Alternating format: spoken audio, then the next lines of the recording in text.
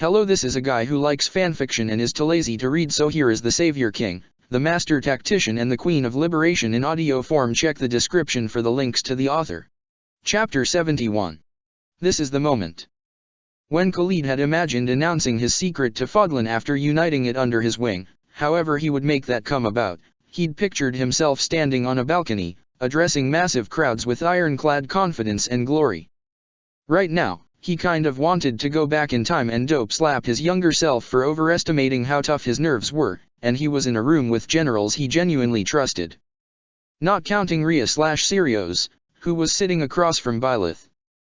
But this was as good a time to potentially confront her as any. When Judith started to read the report from the Northern Army contingent about Almira's surprise rescue in Faergus, Byleth had kept shooting him meaningful and mildly concerned looks. She figured that her support would sway those who were uneasy about his dual heritage, but asking her not to worry was, as ever, pointless. Dmitri folded his hands in front of him on the table, looking very calm. Boy, did he envy him right about now, and watching Seath/Sikal's expression as the story was read out. Wait, Rodrigue gasped suddenly when Judith was stumbling her way through the final paragraphs of the letter. The Almiran Queen lead the attack? Did I understand you correctly? Yes. Queen Tiana lead from the front. We have her to thank for shooting down Count Berglis. Without him, what momentum the Empire managed to gain in Faergus will completely collapse. Lord Gautier describes what little fighting remains as cleaning up. Judith shook her head. Well, I know that this year has been one for surprises, but I can't say I saw that coming. A couple of emotions flashed across Rodrigue's face, gone by too quickly for Claude to parse them. Though unless he was mistaken, was that a look of surprised happiness? What?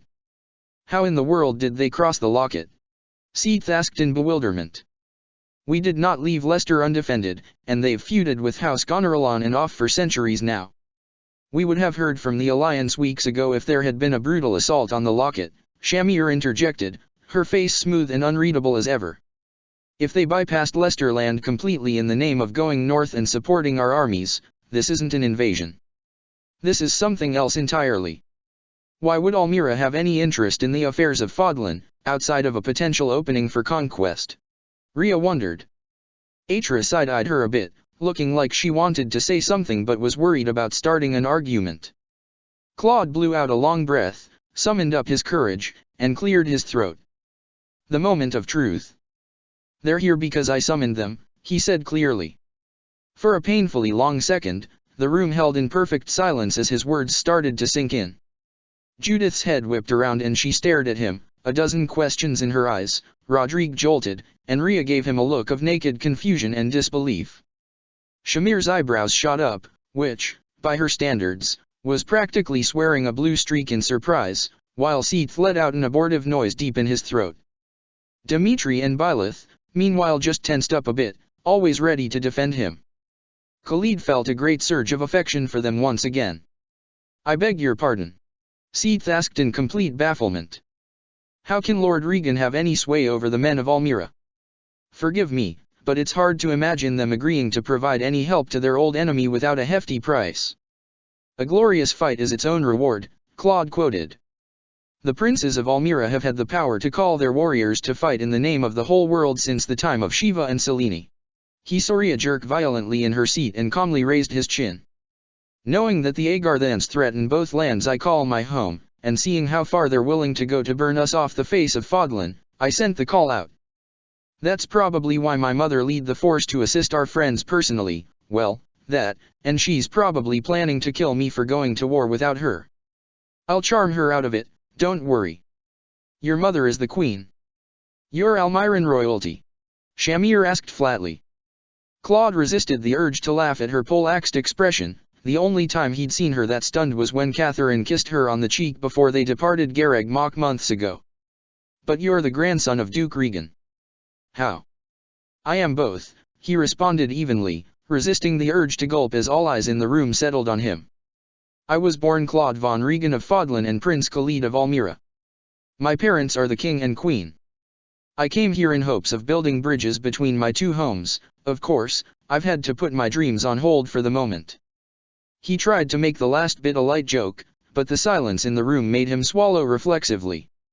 So many times when he'd made this admission before, this was the point where the swords came out and people called for the guards to take his head. "Blessed Suthies," Rodrigue said in wonder. "How did I never see it before? You have her eyes and her sharp tongue." He shook his head. "Ah, Tiana is going to laugh at me. It's been too long." "Tiana?" Claude repeated, his heart jumping in surprise. "Did he just call my mom by her first name?" Wait a minute, what? Hang on, you know my mom." Rodrigue smiled warmly at him, relaxing completely. "Of course I do, we joined the officers' academy in the same year." She quickly decided that Lambert and I were the only ones not flattering her in the hopes of marriage or favors, so we often found ourselves studying together. That's how we ended up in that mission where she met your father.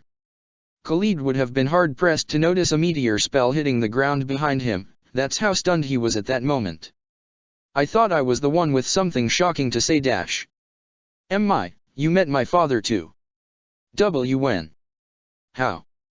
The older man chuckled. "When I was your age, there was some trouble with a cult obsessed with spreading the crest bloodlines to as many people as possible, regardless of what they had to do to make that happen. Lambert was too hot-headed to leave it to our spymasters and ran off after a lead. Tiana chased after him since some of them set up in Alliance territory.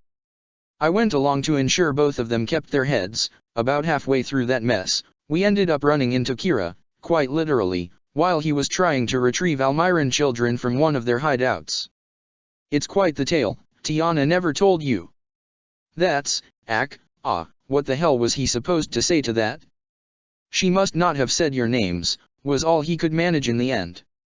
He was scrambling to remember the many stories his mother had told him as a kid, something about that sounded familiar, but he couldn't place it. He blamed his brain being scrambled by how freaking blindsided he'd been. Yuri burst into a fit of startled laughter, which was just rude. "Rodrigue, why didn't you tell me?" Dmitri protested, completely thunderstruck. "I spent my entire childhood begging you for stories." Rodrigue had the grace to look a bit chagrined. I was overly cautious.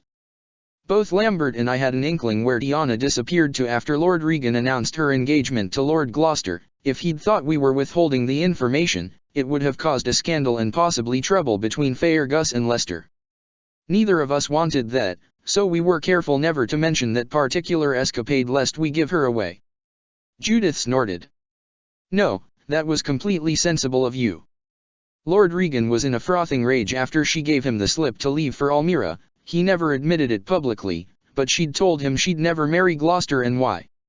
It was years before he finally stopped sending men into Almira to try and bring her back. He would not have been a happy man if he thought you knew about her plans and didn't inform him. Rodrigue smiled faintly at her in response. "Of course you knew as well, you were her only other friend, as she told it." "Knew, I helped her get over the locket." Judith scoffed, smirking at the memory. "Godfrey distracted her father, but I had to manage everything else. Now that I'm looking at you, I don't know how I missed it." Rodrigue mused, glancing back at Claude. "I blame the flow of time. It's been years since I last saw Tiana in person, after all. I'm glad to hear she's still as fierce as she ever was." "But," Rhea started to protest. "The scriptures." She sounded more confused and bewildered than angry, but it still made Claude's hackles rise. "No," Byleth said firmly. Everyone flinched in response to the cold authority in her voice. When Claude looked at her, her eyes were glowing green gold, a little bit of Suthies' familiar wrath over the subject he'd told her of so long ago bleeding through. "Those lines that condemn the children of mixed blood, they are a mistake edited in during transcriptions or a grievous mistranslation of Suthies' will. When she spoke to me after Claude entrusted me with this secret, she bade me set the record straight, so no other children will suffer and die because of it." Suthies' voice floated over Byleth's as she spoke the words. Claude saw Atri shiver, still a little afraid of the goddess even now. Rodrigue gasped softly and Judith trembled, bowing her head. Yuri shivered as well, the blood drained out of Shamir's face, and she gazed uneasily at Byleth as though waiting for some sort of retaliation. That had nothing on Rhea and Sitha's reactions, though. Rhea's eyes widened to the sides of plates, disbelief and hope mingling in equal measure. Sitha's hand shot up to his mouth and he stared at Byleth with wholly new eyes. Finally decided to bite the arrowhead. Teach, Suthies? Claude mused. I guess Suthies has a lot of things she wants to say and ask. I hope she doesn't mind if I'm there for at least a part of it. There's a few things I need to get off my chest. Well, I don't see that there's any reason to dwell on the matter outside of the practicalities, Dmitri said decisively, leaning into his authority as king to make it clear he considered the matter closed. Judging by everyone's knee-jerk reaction, it worked wonders. Will Almira be joining us for the storming of Shamhala, Prince Khalid? The sly smile on his golden king's face made part of him want to swoon. He was definitely going to retire early tonight. To save the world. Yes, Claude waved a hand lightly, suppressing an uncontrollable smile. His heart felt light as a feather. I answer to both names, as they both belong to me. Use whichever you are most comfortable with. And that was just met with nods. He wasn't sure whether to laugh or cry. Giddiness rushed through his veins so intensely he thought it might burn him alive. It was that easy. With Byleth and Dmitri and Suthies with him it had been that easy. Ah, it was funny to think of it, but wouldn't their marriage unite Fodlan into one interconnected domain? He'd initially planned to give Ferdinand wardship of Adrestia, but that had been a stopgap solution until they managed to do something about Agartha, not an end-term plan.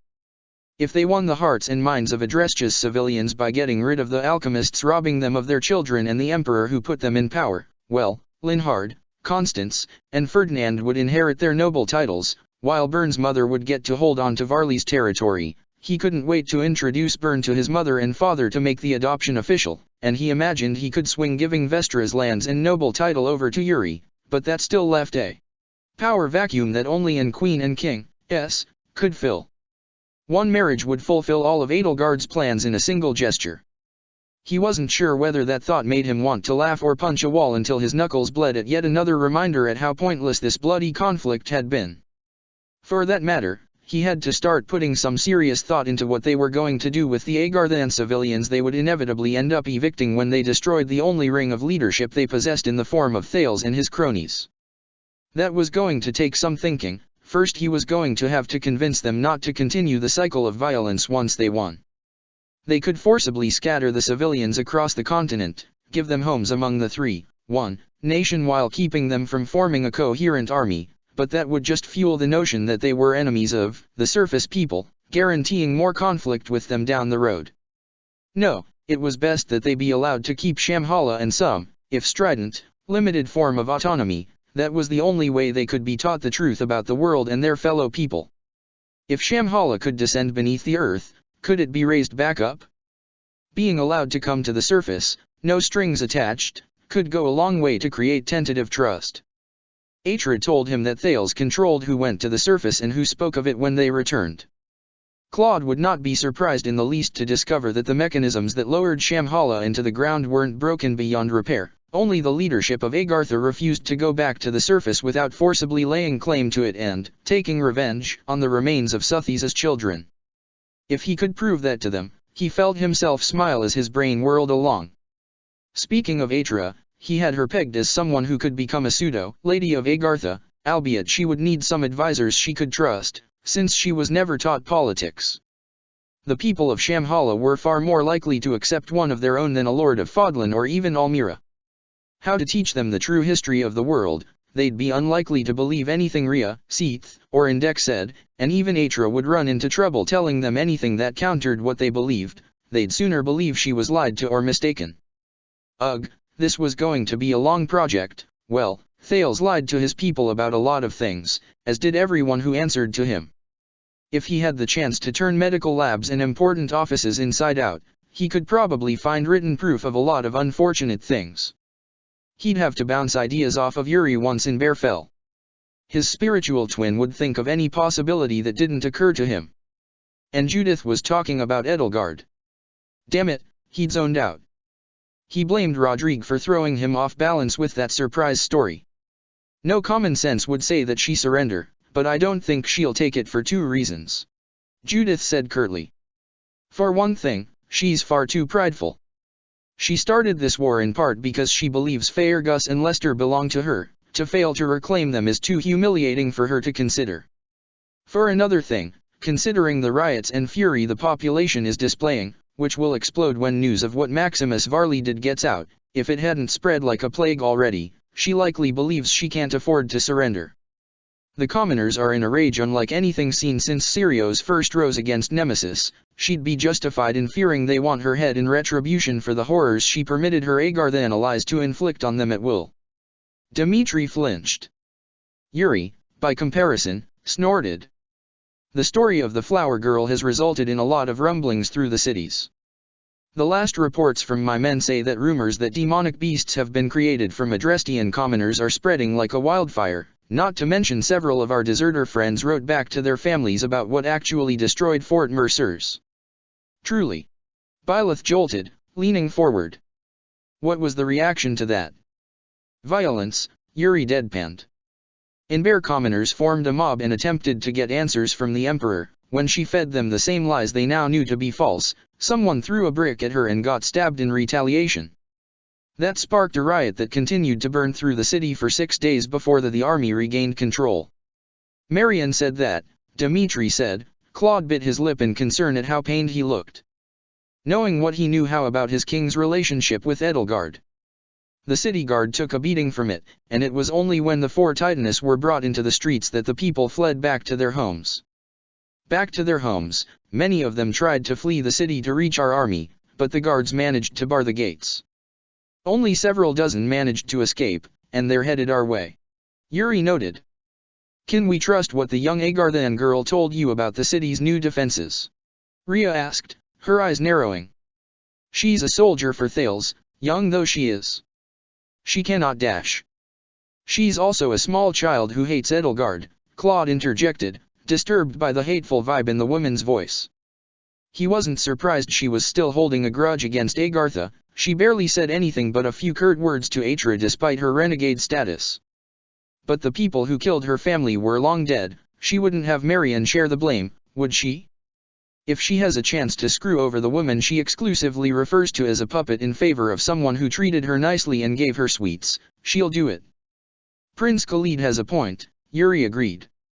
We can't exactly let her scamper about wherever she pleases, and I wouldn't trust everything she says, but children aren't very good at contemplating long-term consequences no matter how well trained they are. I've dealt with enough of them to safely bet that when Marion told us about Inbear, she was solely thinking of spiting Edelgard for holding her and her fellow Agarthans in contempt. I doubt she realizes that we could use this information against her masters as well. We are lesser humans, after all. What exactly does she think is going to happen after we defeat Edelgard? Rodrigue wondered. At worst, that we'd fight her people and lose, Seath responded, look both sad and angry flitting across his face. All children believe their parents are infallible, and Thales has fashioned himself a twisted father figure to all the boys and girls he's twisted into soldiers. That's a good way to describe it, Atra said. A familiar haunted look came to her eyes. He frequently finished speeches by reminding us that we were all his children, the children of wisdom and power, the children of Agartha. Judith scowled. We're yet to meet this man in person, and I already want to put a few holes in his skull, she bit out. What bold hole is he cowering in, anyway? Likely the Adrestian palace, with the intention to return to his proper bold hole of Shamhala when he's gotten everything of value out of Edelgard's would-be conquest. Rodrigue guessed, his eyes narrowing. Hopefully we'll be able to catch him there, but I fear he has escape routes planned in case of this very eventuality. I find that very likely, unfortunately. Claude said with an irritated sigh.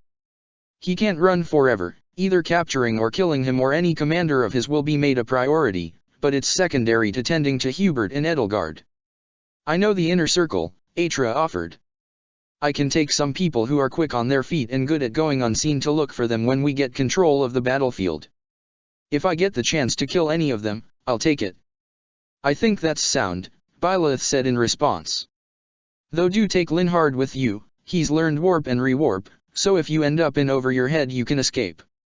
And please, do name and describe the men you think Thales has with him so if they try to personally get rid of us, we know what to expect. Oh, alright. Atra sat up a bit straighter, brow furrowed in thought. Myson will probably be there, he's a man with ice water flowing through his veins in a dark void where his soul might have been once. He controls the neighborhood watches in Shamhala, they're the ones who seize suspected traitors like my mother in the middle of the night and drag them off to fate unknown. He's a scholar and a record keeper. His libraries contain the knowledge Suthies gave Agartha and what they've made of it since, along with what I suspect is what little true history Thales permits." She shook her head. "Despite his mild manner, he's completely ruthless. The reason he disapproves of senseless torture or violence is because he doesn't believe it serves a purpose. Proof of that is in the spell he invented, Borex, black magic that takes the form of spikes that impale you from foot to head, ripping the body to shreds. It's wholly lethal, killing instantly more often than not, and he can cast it at the same distances as bolting or meteor. Wark." Dmitri choked on the tea he'd had the misfortune of drinking mid-explanation. Yuri slapped his back while watching him in concern. Once he'd coughed his throat clear, Dmitri sputtered, "Tea, that's. If he's seen on the battlefield, we must immediately find a way to put Marianne or you, Yuri, in position to cast silence on him. How much magic does the spell demand?" Atra shrugged helplessly, making Claude's stomach sink a bit.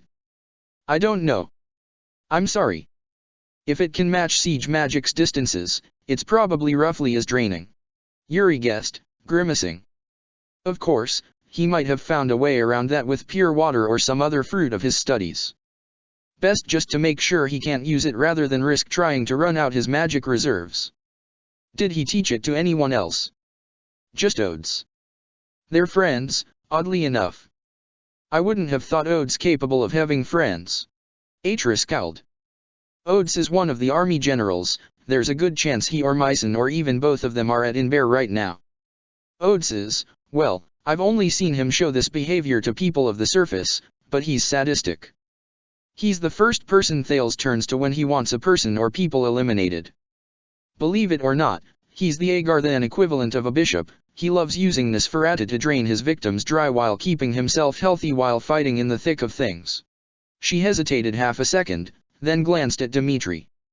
He was the one who orchestrated and carried out the massacre at Dusker that killed King Lambert Bladedid, his men, and the Dusker people who were there. It wasn't his first, or his last. Both Dmitri and Rodrigue looked like they'd been hit by lightning. Claude winced when his beloved's face rapidly shifted from horrified shock to pure, seething rage. He noticed that he wasn't the only one. Stone-cold Shamir, who could stare down demonic beasts without batting an eye, also flinched back in her chair at the look on his face. Bias is the master of Agartha's mechanics and alchemists. I doubt Thales would let her venture far from Shamhala. Her skills are too valuable for him to risk in on salvaging a puppet state, but if there are Titanists here, there's a thin chance she is too. She's the one who maintains the stone soldiers, improves upon them and builds new models. She also cares for the Ain-Herjar. You've seen two of them. One of them had the Eridbar mimic, the other wielded the arrow of Indra magic lance. A chill swept over the table at the mention of the two. Rhea and Sitha's expression both grew thunderous at the mention of Bladedid and Frildarius, the former more so than the latter, who seemed just as horrified as angry. I confess, it's still difficult to grasp the idea of the Ain-Herjar, Rodrigue confessed, momentarily looking just as pale as when he was first told about the resurrected Bladedid. Claude hoped Dmitri had some calming tea on hand for when he and Felix filled the man in on the rest of the backstory he was missing. How can corpses walk, much less fight? Atra shook her head again. I don't know. They were always described to me as the glorious living dead, the eternal guardians of Shamhala. I suspect Bias is the only one who knows any of the mechanics involved. Everyone at the table either winced or turned a pale shade of green, and that knowledge would have been passed down to her by those who held her post before her. If it's any consolation, I doubt many of the Ain-Herjar have been woken and brought here. Thales doesn't value Adrestia beyond being a disposable fall state and meat shield. I suspect the ones who were woken were only brought here because she hesitated a split second, glancing at Sith and Rhea, before quickly turning her attention to Byleth. Judging by the way their eyes stayed on her, Claude suspected they'd noticed. They hoped they could act as a counter to you, Byleth, and the Sword of the Creator. Unfortunately, that's not entirely without merit. Byleth sighed, scrubbing her face. I fought the Falcon Knight at Lake Tutates, and it's been a long time since any enemy has given a fight on equal terms, but she did. I believe I can overcome her, but if 4 or 5 undead soldiers with mimic relics converge on me, I might have a problem. She shrugged. Fortunately, I have complete faith in everyone involved that we won't end up in such dire straits. In other words, you can divine pulse your way out of that kind of trouble at least a few times, Claude thought with a faint streak of amusement. Anything else we should know about Bias? Atrid tilted her head. I heard she has the equivalent magical learning of a Gremory, not that I've ever seen her fighting personality. Again, I doubt that she's here. I think it's more likely she sent an understudy to tend to the few Titanus she relented to lend to Adrestia. She leaned back in her seat, clearly thinking hard. The two other members of Thales's inner circle are Pitacus and Ilan. They both handle different aspects of Shamhala's internal defense. We won't find them out here, so I'll save what I know about them for when we're preparing to storm the city. Right, Shamir said. No point in preparing for someone who won't be there. She tilted her head. The Emperor will demand parley, even if it's just to stall for time. I'd put equal money on Vestra trying to assassinate the leaders who attended as well. How shall we approach that?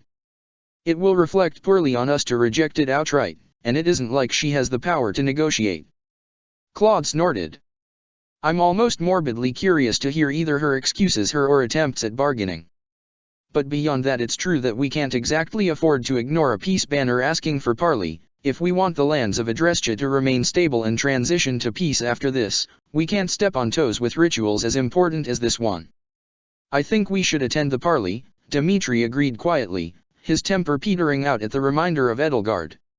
If there's even the most remote chance she'll surrender and prevent some loss of life, it would be worth pursuing. I agree, Byleth said. We'll take precautions, obviously. Yuri, you can attend while invisible. Keep an eye on Hubert and look out for hidden snipers. Is that feasible? Feasible? Yuri scoffed. You underestimate me, Lady Eisner.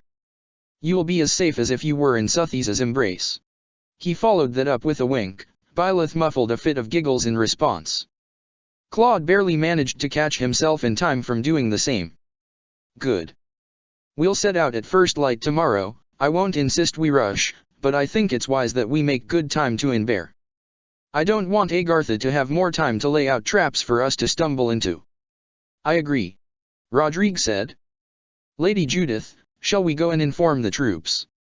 Let's. We don't have to plan too much more if that little girl really ratted the Emperor's plans out to us. Claude expected Rhea and Seath to follow Byleth back to the mansion, which was thankfully empty except for his classmates thanks to the soldiers rushing to mobilize with the help of HRYM civilians. He really ought to find Ferdinand and confirm a few things with him, but if this was leading where he thought it was, he wanted to be there. There were more than a few things that needed to be said. Dimitri seemed to read this in his eyes, and put a hand on his shoulders. Shall I go and speak with Ferdinand? He spoke of wanting to accompany us in the name of informing Edelgard of what happened and attempting to reason with him. I could try to talk him out of it. No, let him come. At the very least, he's trusted by the people here, and he's our best chance of peacefully holding Inbear in the immediate aftermath of this nightmare. Claude rubbed his forehead, muttering, really any point in trying to reason with her now, under his breath before raising his head and smiling at his king. That would be a great help, Mitya. Dimitri smiled. It was a little weak and shaky, given he still had the Odes revelation on his mind, but it was genuine. Claude loved it. Then the blonde leaned over and pressed a soft, quick kiss on his lips. You're welcome, he murmured. Then his blue eyes softened a bit.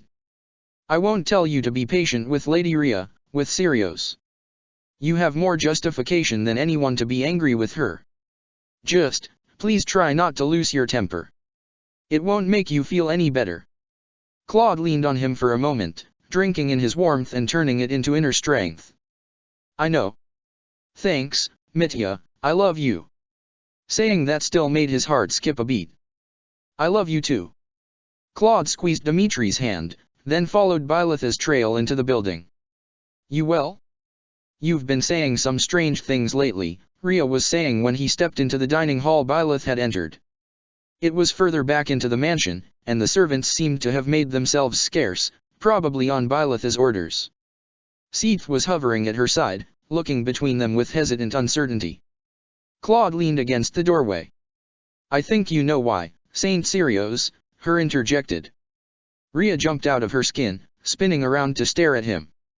He tried not to smirk at getting her to lose her eternal frozen cool with a single sentence. It was hard work. After all, you were the one who placed your mother's heart in her chest after she was stillborn. Citrai asked you to, right?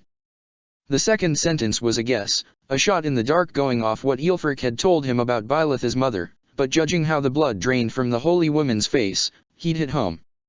My father wrote about it in his journal. I read it after his death, Byleth said, slowly standing up from the table as Rhea grasped for words. Mother's. She could use the sword, you gave it to her without a moment's thought, that was why. Rhea, you never said, you never even implied. Seath sputtered, spinning to stare irately at her. You put mother's heart in her chest? How could you do that without telling me? Citrai asked me to save her. Rhea protested hotly, rounding on him. The child was born without a heartbeat, I didn't have time to go looking for you. You could have told me afterwards. It was mother's heart, Sirius, how could you keep that from me? I understand not sending word to Indek because of this distance, and Mikhail probably would have ignored you, but I was there. He gestured wildly at Byleth. Giving her mother's heart made her family. Why not tell me? I wasn't sure you'd understand. And you know what Mikhail would have said to that. Rhea, Sirius, it was still weird to think of her that way. He would have gone into a rage at mother's body being disturbed for the sake of a human. He might have even come and attacked her. If it was solely to save her, why not simply tell Geralt that? Why leave him so uneasy he chose to flee with his child and pretend she died in a fire? She was gone for 20 years. She lived the life of a mercenary, anything could have happened to her. Claude rather expected Byleth to make a dry observation that she was right here, thank you very much, but his beloved's eyes were closed. Given how she'd tilted her head and seemed to be listening for something, she was probably talking to Suthies. Giving her some last-minute reassurances while she's still grappling with what Indek told her, probably. Geralt mistrusted me. He wouldn't have understood, he already suspected me of some wrongdoings. All the more reason to simply tell him, sister. I couldn't. He misunderstood me when Citrai told him how she had been born, Sirius said, shaking her head vehemently. He thought that I had treated her as a failed experiment. I failed to articulate myself properly, she was and will always be my daughter. I only tried to create a vessel mother could have come to life within, when it failed, the bodies wouldn't come to life, Citrai was the first one who wasn't stillborn. Wait, what are you talking about? Byleth interrupted, Claude nearly jolted off the wall, but restrained himself from interjecting. My mother, a vessel? What are you saying? Did you give birth to her, the way Suthies gave birth to you, Sikal, Indek and the others? Seath wheeled around, giving her a stricken look. How much do you know? He asked in disbelief. We figured out a bunch, Indek told us the rest. Claude responded shortly. Rhea/Sirius let out an abortive indigent noise and muttered something that sounded suspiciously like, going to have words with him later. Can you answer Byleth's question, Sirius? Rhea/Sirius's head snapped to him, giving him a sharp and deeply disapproving look. Honestly, it was pretty intimidating. Despite his bravado, Claude thought he saw a bit of the dragon in her as her eyes briefly took on that reptilian tint. He swallowed minutely and focused on not giving in to the urge to shiver. She didn't glare at him long. Thankfully. She quickly turned back to Byleth, a beseeching tone in her voice. I never did your mother any harm, Byleth. Never.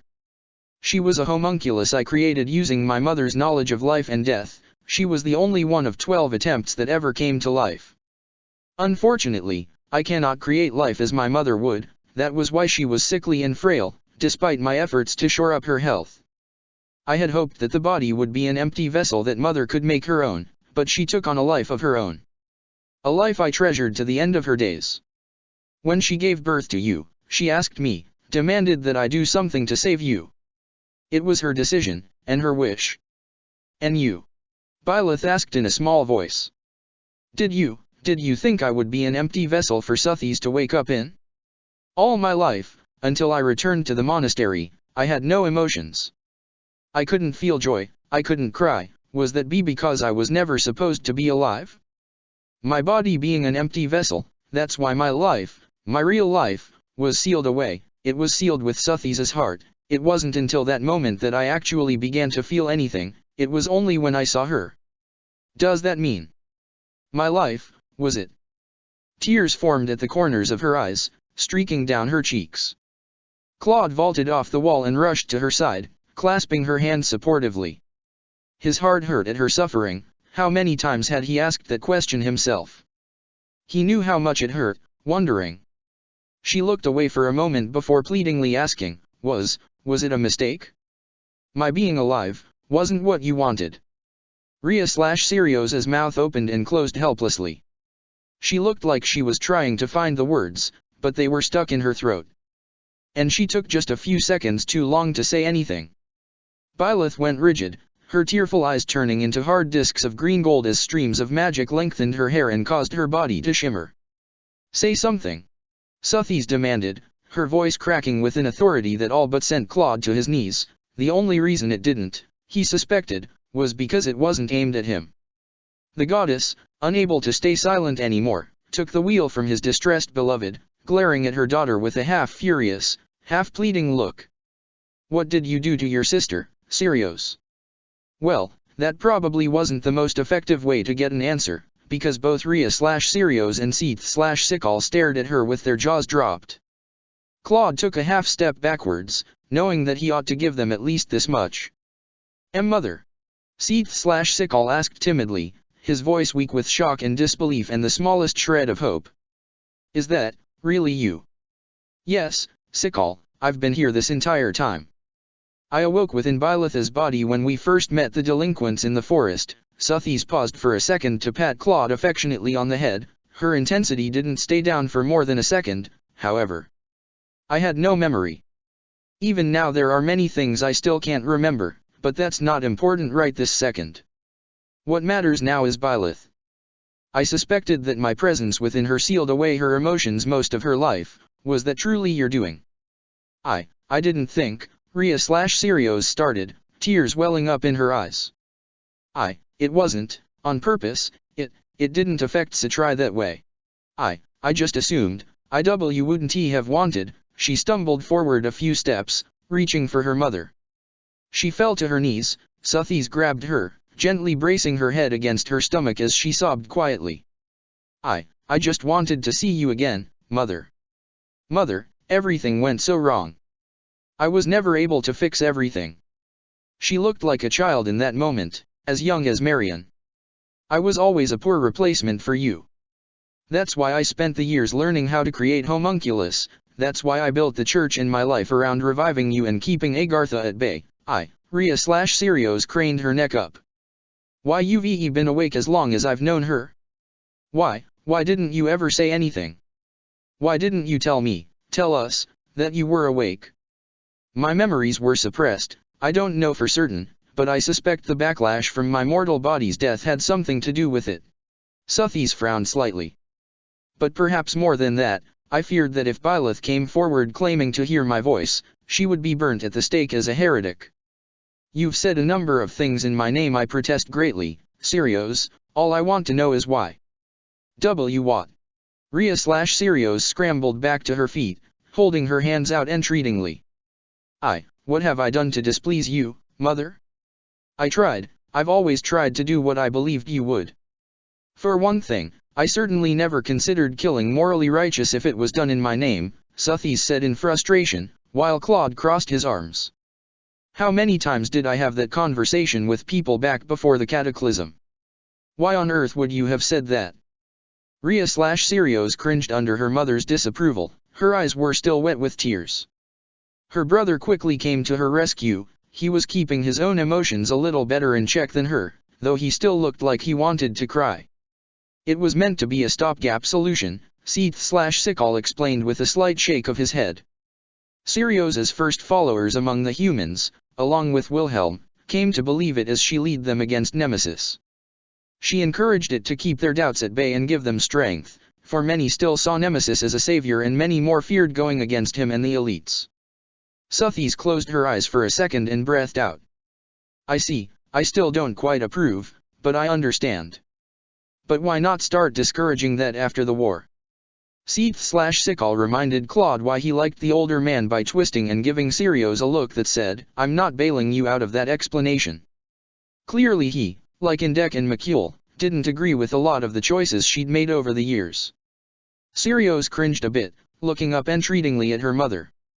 I wanted wicked men to fear you. I was there, that night in the canyon. I was the only one who survived. Suthisa's expression immediately softened a bit. She embraced her daughter again while Claude flinched in sympathy. I still remember Nemesis and his Agarthan alchemists slaughtering my brothers and sisters. I continued to spread it so those who might look on my people and my siblings with murder in their hearts might be dissuaded. Wicked people are more likely to use such words to their own ends, Suthis said chidingly. To say nothing of that ghastly line you wrote about the people outside of Fodlan and any children born of a cross-border union. What in the blazing flames could possibly make that necessary? To cut off Agartha's influence. Sirius responded hurriedly. A few decades after the war with Nemesis, they started making overtures to various lords with offers of their technology. Thankfully, many were friends with Wilhelm, and told me. I couldn't allow their poisonous influence to take root in humanity again, but the war had been too taxing. We had not the strength to fight Shamhala. We barely had the forces to rebuild Fodlan and forge Adrestia. So I wrote and preached what I did to isolate them, force them underground where they could wither and die without the murder and mayhem they inflicted on Fodlan for so long. I'd hoped that they would destroy themselves with no enemy to fight, but they lingered, sustaining themselves through means I could never pin down and cut off. She grimaced. It developed in ways I didn't predict, yes, but it was necessary. You couldn't just tell them the truth. Claude burst out, unable to hold back his thoughts. That Agartha caused the cataclysm, and their works could destroy the world. Fear is power, child. Sirius retorted. I couldn't afford to give Agartha power over the people again. You didn't need to dehumanize children to keep that from happening. What purpose was that supposed to serve? To convince any Agarthan that tried to leave Shamhala and live a different life that they would never be accepted, so there was no point in trying. The Agarthans think we're animals. They would think that having children with people of the surface is beneath their dignity.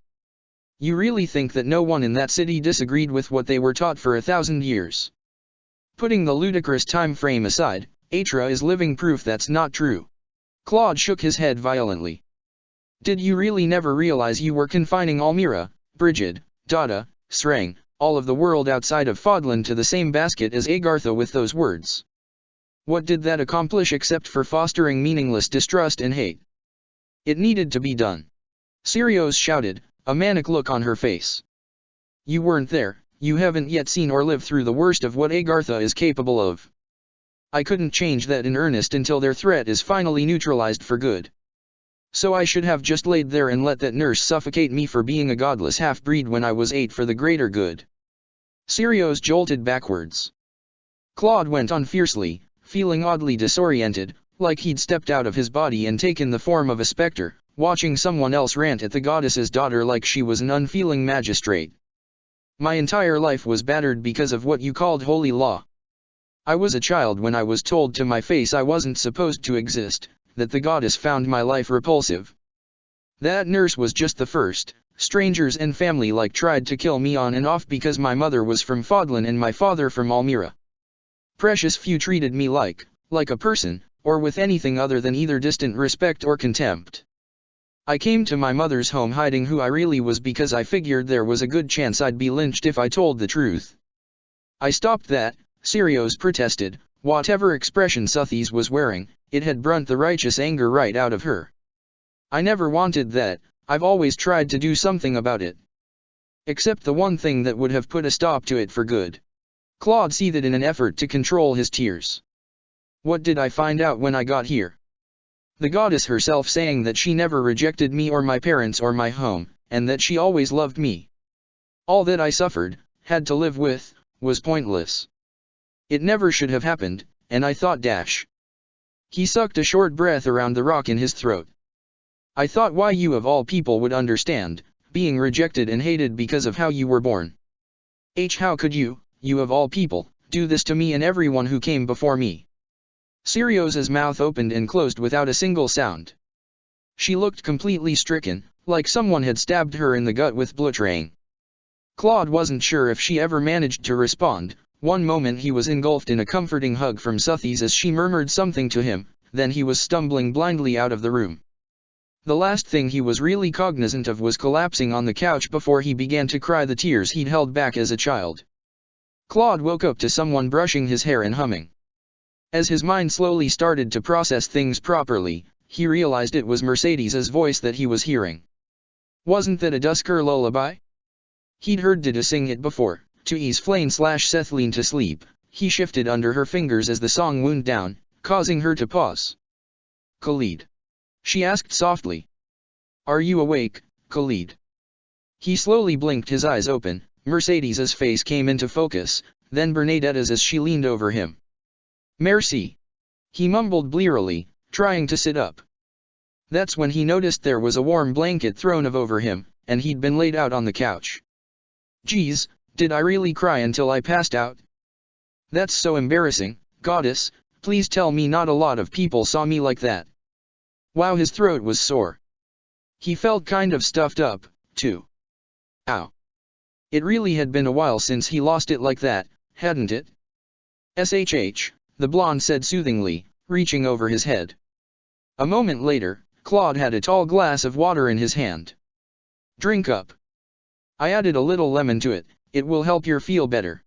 As he obediently gulped it down, one did not disobey the Mama Merci voice, he suddenly found himself holding a pair of tarts as well. "I hope these will help too. Isn't it a little hard to get a hold of these now?" Claude asked, blinking at her. "A little bit," Mercedes said with a slight shrug, indicating she didn't quite care. "Merci made them, Khalid," Bernadetta said, wrapping her arms around his shoulders from behind. Try them, they're really good." He finished the water, something in his chest aching at the sound them using other name. It was a good ache, one he couldn't quite describe, and he bit into a tart to avoid saying anything else embarrassing. "Thanks, merci," he mumbled. "Did you ever wonder where I was from before?" "Honestly, a few times, yes," Mercedes said, tilting her head.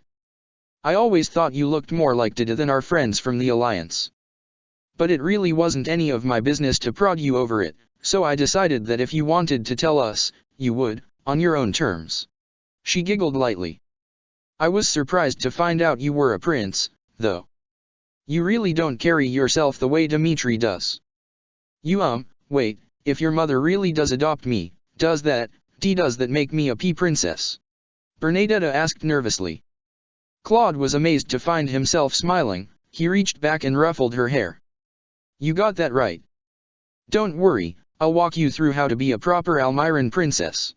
Bernadetta squeaked nervously. How long have I been asleep, by the way?" "You slept through the night," Mercedes said. "Byleth would have brought you up to your room, but she worried of disturbing you. Frankly, I think you needed it. The adults have been working you far too hard.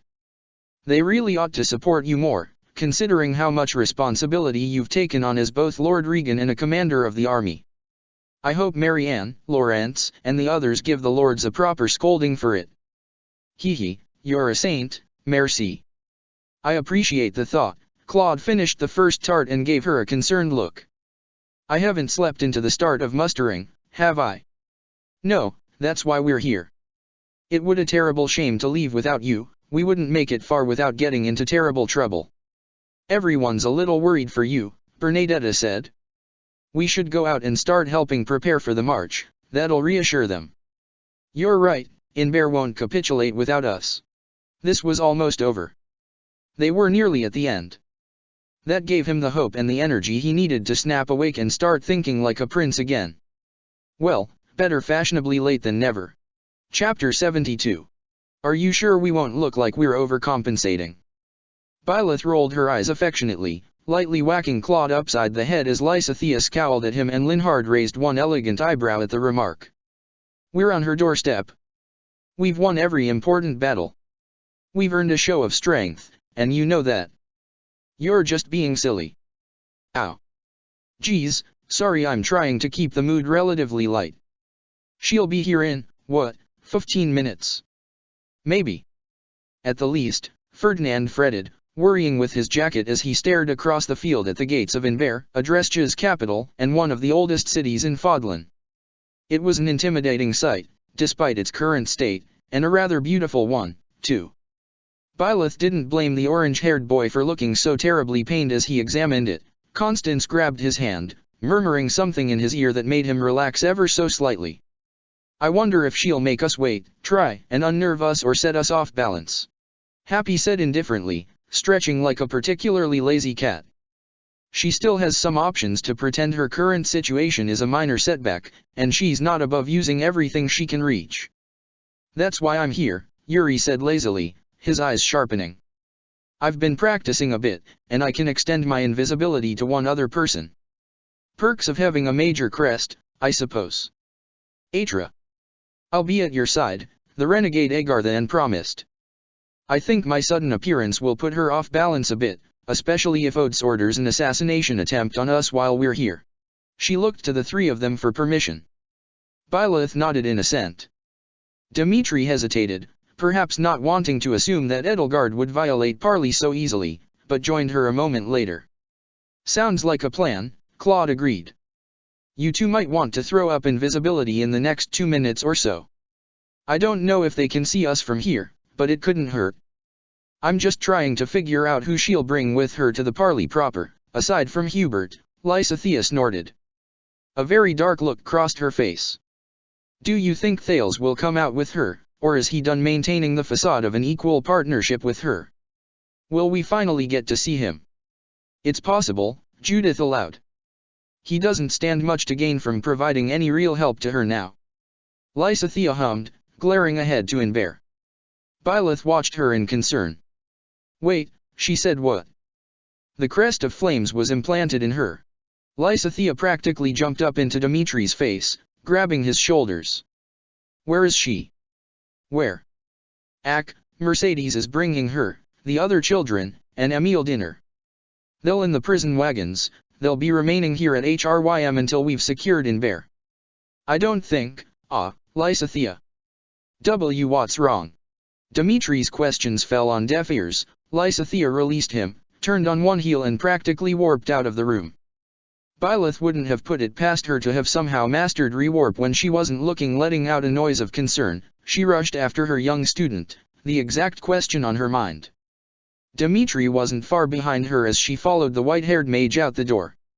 Lysathea tore across Hrym with the speed of a person with a mission. Byleth nearly lost her a couple of times as she whipped around tight corners and dodged startled soldiers and pedestrians alike. She rushed to the northeast corner of the city where the prisoners were currently being kept. They'd filled up the jail with the more ornery of Maximus Varley's troops, those who had killed most of the civilians along with a number of those who had refused to recognize Bernadetta, after releasing rioters from the terrible cells. Jurat saw, Emil, and the Agarthan children were being kept separate. It was possibly overly paranoid of them, but Byleth preferred to have someone keep half an eye on them at all times. Especially after Marian got into the mansion they'd been sleeping in. That had caught her off guard. She'd seen a lot of evils in her life as a mercenary, but children, barely preteens, made into cold-blooded killers, that was a uniquely twisted experience. "These are good," Marian was saying when Byleth and Dimitri caught up with Lysathea, who'd skidded to a halt half a dozen feet away from the wagons. The Agarthan children were sitting on the edges of the open wagons, though they were handcuffed to the walls. Emil sat somewhat awkwardly between them, timidly patting the hair of the boy who'd fallen asleep on his legs without dropping his peach sorbet. "I never had fruit ice cream before. I didn't know that was a thing up here. The greenhouses in Shamhala are tightly regulated to avoid going over food quotas. But this is so good," one of the other girls complained, happily slurping down her share of the treats. "I would kill a lot of people to eat this every week." Byleth admired Mercedes for neither wincing nor remarking on that. "I bet the fresh air makes it even tastier," a boy said, kicking fiercely at empty air. "The air down in Shamhala is recycled a lot. It makes everything taste a little metallic. Sometimes it's okay, other times it's like trying to live on aluminum. You couldn't knock me over with a feather when I had my first meal up here. It's so good." "I remember that," Emil mused.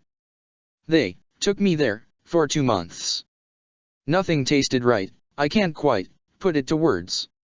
The plants have to be bred to survive better underground, another girl explained, leaning lazily on the former Death Knight's shoulder without any fear. The guards who stood nearby exchanged stunned and incredulous looks. I suppose if you grew up in Shamhala, it would take quite a bit to scare you. Bila thought. Even Emel's psychotic fits must seem tame when you're used to being treated as expendable and faced with bloodshed from childhood. We put them under sunroofs, obviously, but it's diluted. We had to find ways around it. They keep us alive, but it's not really tasty, except for the meat. That's okay, but even the meat up here is better. Don't know why. It's the seasoning, Marian said a little condescendingly, the way children did when they were imparting great wisdom on their friends. We don't have a whole lot of that in Shamhala. They have stuff here that comes across the sea, in Bridget. It's the kingdom of Bridget, not Bridget. Mercedes corrected lightly. Marian scowled at the correction, though she seemed slightly more annoyed with herself for mispronouncing it. These names are annoying. Don't feel bad, learning a second language is really hard. I was supposed to learn Old Fodlanes when I went to my secondary school, but I've never been fluent in it. It's really impressive that all of you can speak as clearly as you do, Mercedes praised. Marian sputtered and ducked her head, unsure how to respond. The boys preened at the compliment. Are you really from up in the north? One of the boys asked boldly. I thought it was really cold up there, but your hands are warm. Well, I was actually born here in the Empire, Mercedes said, taking his empty bowl from him and handing it off to a guard. I found I didn't really like it here, so I moved up north to Faergus. You wanted to live where it's freezing. The girl leaning on Emil said dubiously. I had to run errands for Diada for a while, and it was totally awful. I had to pick up my feet up to my knees to get through the snow. I couldn't go outside without losing all feeling in my fingers and toes in minutes, and I thought the winds were going to tear my face off. Oh dear, that's too bad. If you have the proper coat and mittens, the cold isn't so bad. If you say so, the girl mused, not sounding wholly convinced. Then she blinked a few times. Oh yeah. She reached back into the wagon, then turned back to present Mercedes with a book. Tell that man Seath I finished the one he gave me. He said he had more, so I want them before he goes off. Mercedes accepted it with a smile. Marian wasn't quite so sanguine, reaching over and swatting at her friend. Don't bait the dragon, you idiot. We don't know what he wants. But I'd be so bored without it. The girl retorted, leaning harder into Emil to avoid the flailing arm. Emil, frowning slightly, grabbed Marian's hand and shook his head warningly. She winced and retreated against the wall, eyeballing him suspiciously. We not doing anything but sitting around, and they're leaving for Inver. I'm gonna go crazy without it. Besides, they're books about people, no dragons in the background. I think it's safe. Dummy. Marian muttered. Od's gonna be so pissed at you. Oh, like you haven't been going nuts, the boy complained sourly. The kid lying on Emel's legs shifted and grumbled incoherently, clearly annoyed. Sighing, Emil put a hand on the girl's head, silently telling them to keep the volume down. We're not conspiring with dragons by reading their books, we're just biding our time. The book was just about surface people getting in and out of trouble, yeah? Myson wouldn't get mad. Marian scowled both fiercely and uncertainly. Then she turned to Mercedes. So you're going out to Inver? You're a healer, right? I am, Mercedes answered. I despise senseless violence and death, every life is precious. So the best I can do right now is ensure as many people survive this nightmare as possible. The children all gave her looks of varying puzzlement, hesitant agreement, and actual concern. Seemingly the leader of her little pack, Marian spoke up. Fine, stay at the back and take care of the wounded. You'll have plenty, cause Myson is manning our people there. His spell will rip you apart, dragon's blood or no dragon's blood. Mercedes smiled sweetly. It's very kind of you to be concerned, Marian. Thank you, I'll remember that. Marian squeaked, visibly baffled. She fumbled for a response for a couple of moments before stammering, I am not worried, that's just a bit of common sense. You surface people are seriously lacking in it. So it seems, Mercedes said amiably, straightening up. I'm sorry you can't come with me, Emil. I promise it won't take too long. Look after them for me. I will, Emil responded quietly. As Mercedes began to step away, Lysithea took a fortifying breath and strode forward, her hands in her pockets. Marian tilted her head curiously as the white-haired girl approached. You don't look like one of the interrogators, but you're frowning like one, the brown-haired girl said. Can I help you? It's just something about the Emperor, Lysithea said, her voice strangely even. You told King Dmitri that she had one of her crests artificially implanted. Is that true? The guards murmured to each other, shocked and disturbed by the blunt question. Byleth didn't blame them. The thought was unfathomable to anyone who didn't know the history of Suthisa's children and Agartha. Marian blinked a couple of times, a bemused look on her face. Sure is. What does it matter to you? People have been trying on and off for centuries to be able to artificially translate crests into individuals who didn't have them. No one ever survived it, or the attempts failed before they began. The church was always very harsh on the alchemists involved for treading on the goddess's grounds. Lysithea responded. Our scholars can do anything, Marian said confidently. I know the puppet has the crest of the Fell Star, I've seen her activate it. That's why she has the power to slay dragons. She frowned.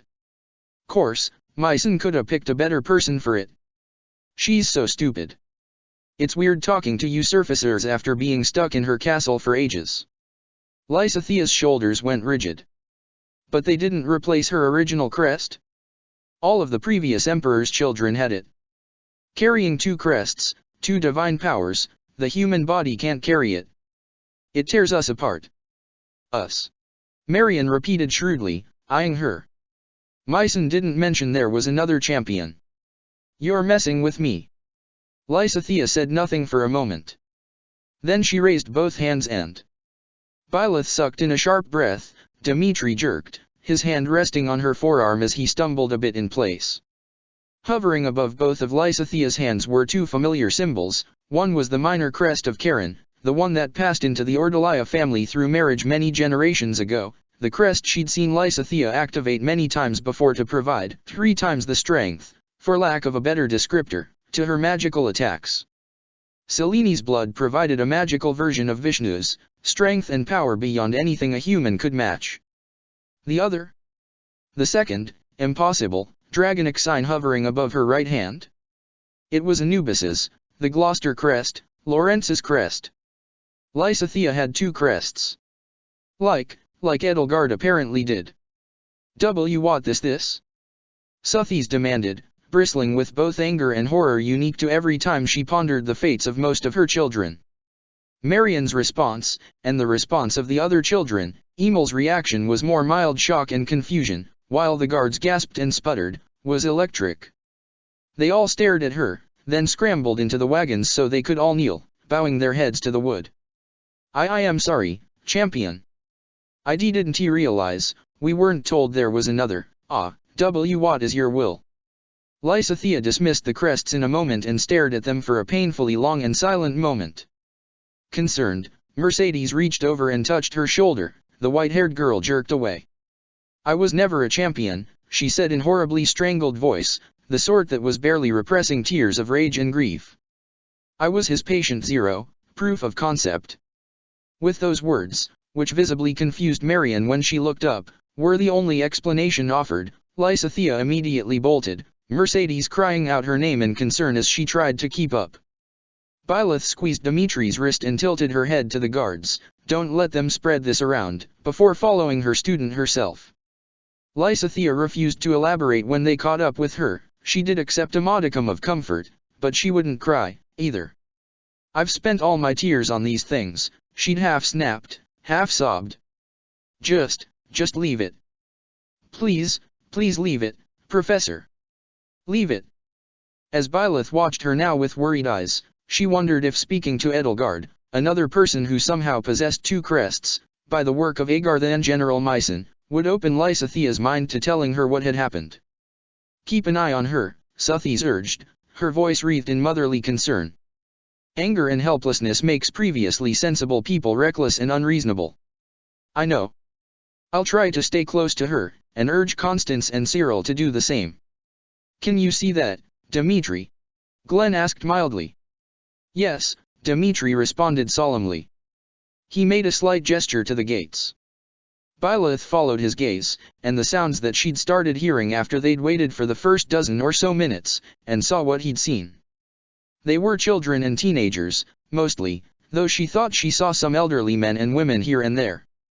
They were hovering around the gates, standing on rooftops, and angrily pushing at the guards who tried to herd them back, straining for a glimpse of the united army and the new archbishop. They were singing hymns, songs of the goddess's rebirth and of repentance. It was both a sweet gesture of support and almost eerie. What's happened in this city since Yuri's men last reported to us? This is the heart of the Hresvelg family's power. They've been famed since the time of Nemesis for their loyalty in the face of the greatest adversity and danger. Obviously that's partly fable and myth, but there are only a handful of recorded insurrections against the royal family in over 1,000 years. For the people to be reaching out to us this way. Edelgard, you must know you can't win now. Your people are turning against you, and without the people, you aren't an emperor, you're just one woman. Marianne had started to sing back a little while ago, earning herself a few cheers, only for Balthus to gently put a hand on her shoulder to dissuade her. The guards might decide it's proof we don't intend to uphold the rules of parley. He said reluctantly. I know, it's dumb, but we all know how the emperor feels about the church. I hope they don't get hurt, Marianne worried, still watching the singing commoners as the guards pushed them back. If someone attacks us, they might get dragged into it. I'm just as worried by the fact that they're still there, Hilda fretted. Edelgard must have known that our army has been coming for a while, and if she's too stubborn to surrender, they'll be in serious danger once we storm the gates. Look at the guards, Happy snorted. They keep pushing the people back towards their homes. They're being kept here, even now. Either the emperor is refusing their rejection, or she hopes their presence will hurt us. She glanced at Dmitri. I have to give it to her imperial majesty, Claude said with biting sarcasm, raising his hands up, palms toward the sky. Using her civilians as shields takes some resolve. We can't let them get hurt, Dorothea fretted.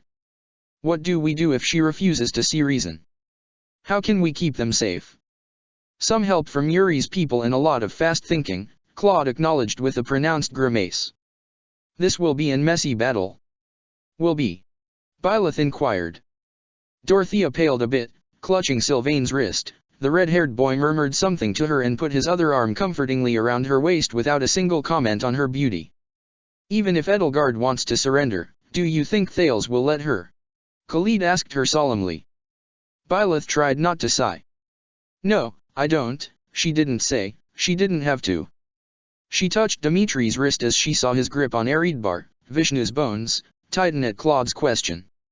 He lowered his head slightly. She can feel just a bit of the stress slide from his shoulders at the reminder of her support. I don't think Edelgard will surrender to people she views as the pawns of beasts, Linhard grumbled. If this parley is going to be a farce thanks to Thales, I think we should use it to set a few records straight. I'm not sure Lady Rhea will appreciate that, Byleth pointed out. Linhard's response was drowned out by horns. Dmitri jolted, Yuri put a hand on Atra's shoulder, and they both vanished in a shimmer of green light. Dorothea swallowed hard while Linhard put his hands in his pockets, scowling. Balthus snorted and put an arm around Hilda's shoulder. The pinkette was bouncing on her heels, her hands swinging in the air rather than resting on the hilt of free kugel as she had before. Ash shifted from foot to foot and clasped Marianne's hand. His fiancée's expression flattened and became almost carved in marble while Ignatz tapped his fingers against the hilt of his wodu. That's the Emperor's horns, Raphael pointed out superfluously. His expression grew thunderous and confident, punching his fist into his palm. Annette hovered next to him, flexing her fingers and murmuring spell names under her breath. Mercedes and Dida stood on Dimitri's left, expressionless and determined to come to his defense the moment danger flared up. Everybody keep your cool, okay? Happy rolled her neck and stared ahead with an almost darkly amused look on her face. Constance, rendered solemn by the sunlight beating down on them, raised her chin and gazed ahead sternly as Ferdinand scrambled to straighten his uniform.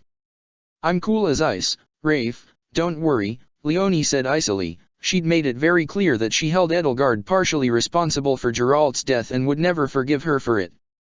Lawrence snorted and cracked his knuckles, fire magic swirling around his fists before he dismissed them.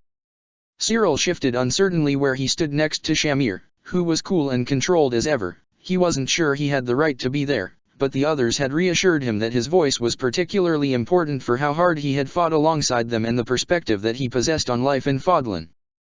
So it begins, Glenn mused, half to himself as he took on a more stern posture. Ingrid gripped the hilt of Lewin, glancing uncertainly up at Rodrigue. Her future father-in-law gave her a faint encouraging smile in response before focusing the whole of his attention on the gates. Lysithea growled something under her breath and circled around to Bernadetta's side, glaring into the city. The purple-haired girl was standing slightly behind and to the left of her adoptive brother, Felix at her left and Indek on her right. While she looked extremely apprehensive, Bernie wasn't shivering at all. She stood with a straight back and a stern, confident expression. It was the posture of a princess. Byleth felt a warm rush of incredible pride for her. Indek had a hood up over his telling golden-green hair, watching in bear with equal parts nostalgia and cold anger. He was the only Nabatean here. Seath, Rhea and Flane were hanging back at the head of the armies proper. They would be able to order a charge as soon as the signal was given. Now they were standing behind Byleth, Dimitri, and Claude, supporting them, but deferring to their decisions and putting their trust in them. Knowing all that they knew and had experienced, that trust was both gratifying and more than a little humbling. Byleth felt Suthisa's emotions press against hers as the gates swung open, revealing a line of men, the Adresture Royal Standard, and two figures at the front familiar even before they crossed the dozen or so yards between them. Hubert's expression held nothing but contempt and anger bubbling up from underneath his sneeringly confident smile. Edelgard's expression was icy. She wore the royal regalia over her crimson-painted heavy armor, and she walked with an unbent stride without any sign of internal strife. Byleth's eyes were drawn to her side and she was immediately struck with a solid wall of rage and grief from Suthi's. Sheer discipline kept her from doubling over at the sight of an unfamiliar glowing set of bones shaped roughly in the form of the twitching axe Edelgard was wielding. There were a number of regular soldiers with her, but no nobles, no other supporters. She recognized no sign of Caspar. That was worrying, except for Lord Arundel, her uncle. The man had a cold smile on his face, and while they'd been approaching, Hubert had shot him an absolutely venomous look. Someone wasn't supposed to come along, was he? A distant part of Byleth's mind pondered as she regulated her breathing. Emperor Edelgard, Dimitri addressed her, a little relief underneath his voice. I had not think you would accept our request. Call it a whim, Edelgard said dismissively. Her eyes darkened as they swept over Linhard, Dorothea, and Ferdinand. Well? What do you wish to talk about? Peace, Your Majesty. Claude answered succinctly. We don't see any point to this conflict. We have a far more dangerous mutual enemy who needs to be flushed into the light at long last. No point. The Emperor scoffed. Tell that to everyone who has ever been victimized in the name of crests that an attempt to stamp out Fodlan's obsession with them is pointless. Fodlan has been rotting in its core for generations. When a limb has become gangrene, it must be cut off. There will be an accounting for how we view and treat the crests. It's a crime that the bloody massacre of their origin was concealed from history. Claude responded without missing a beat. Sylvain twisted his head to give him an odd look, but it only lasted a moment before he looked straight ahead and nodded sharply. We didn't need a war to realize that, only truth. Truth? Are you really speaking about truth while in an alliance with the Church? Hubert said with contempt. When the Church unleashes a murderous sociopath on their own people with permission to slaughter anyone who speaks against them, then their presence cannot be borne, not before, Byleth said flatly. Minister of Intelligence, if my Church is such a bane on Fodlan, why did we have to save your people from one of your own lords? Or do you believe Maximus Varley's massacre of HRYM citizens is justified because they were demanding answers of you? What are you talking about? Edelgard demanded. I sent Lord Varley to quell the riots, nothing more. Do not compare me to Rhea, who executes anyone who dares to disagree with her. That is not how he interpreted your orders, Emperor. Ferdinand burst out. I was at his side when Varley ordered every HRYM civilian who participated in the riots to be put to the sword. I still have a scar on my head from his attack on me when I attempted to countermand the order. My men had to clash with Varley troops to protect our people, and we were vastly outnumbered. Tens of hundreds were killed before the United Army arrived and attacked Lord Varley. Edelgard's eyes widened. Nonsense! She exclaimed. He knew that disobeying me meant imprisonment and execution. He would not have dared to murder my people. That was why you had command of the mission. How could you have permitted him to do anything else? Did you know anything about my father before you let him out? Bernadetta asked simply, crossing her arms. Edelgard's head whipped toward her, incredulity and shock on her face as well as Hubert's. I could have told you he'd never respect you, that he's killed commoners for far less before, and that he would have used control over part of your army to regain his personal power. You should have known, Emperor Edelgard. 2,000 men in Hrym are dead because you didn't know what he was capable of. Traitors should be more careful about what they say, Hubert started threateningly.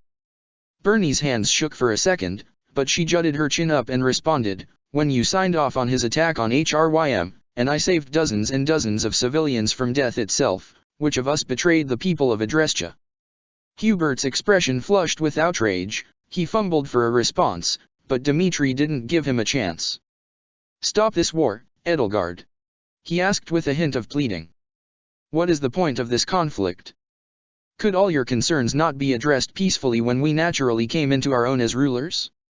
What could possibly be worth the loss of all these innocent lives? Edelgard shook her head faintly to right herself and quickly regained her cool, regal composure. It may be hard to believe, but this is the way that leads to the fewest casualties in the end. Don't you see? No, I don't, Byleth responded flatly. The longer we took to revolt, the more victims this crooked world would claim. I weighed the victims of the war against the victims of the world as it is now, and I chose the former. Every mother whose child was snatched to be handed over to Agartha to create demonic beasts or Suthies know what else would vehemently disagree with that assessment, Your Majesty. Claude countered. To say nothing of permitting the use of their javelins of light on your own land. Do you have any way to cleanse that land of the poison taint it now has? War is ugly business, Regan, Lord Arundel snorted. Am I to believe you have not had to do things you find disquieting and distasteful to gain any of your remarkable victories? I have my regrets, yes, we all do, but none of us have inflicted anything of the like on our own people to whom I promised and owed my protection. Her prince responded without missing a beat. We've tried to avoid inflicting pain and grief on the people of Adrestia whenever possible. Imagine our confusion and discomfort when some of them began welcoming us with open arms, begging us to protect them from your alchemists. Please, Edelgard, this is madness. Ferdinand burst in again, pale-faced and disbelieving. You must turn on Agartha. What we hoped to achieve with this war is impossible now. We have not the strength and they've killed our people. We must think of them first. By turning them over to the church to exploit for another 1,000 years. Edelgard retorted. Allow the nobility and the clergy stomp on the backs of the lower people, who are kept down by lies and a joke of a caste system that pretends to be benign, but privileges a handful at their expense. Ha! No, I will not kowtow to the will of that woman and her minions. You lost any right to say things like that after you sent Varley out to suppress said lower people's complaints about your permissiveness with your allies. Felix snapped, open contemptuous. How many cities did he sack before we, not you, stopped him at Hrym? 3, 4? How many people did he kill in those cities, while those who survived fled for their lives?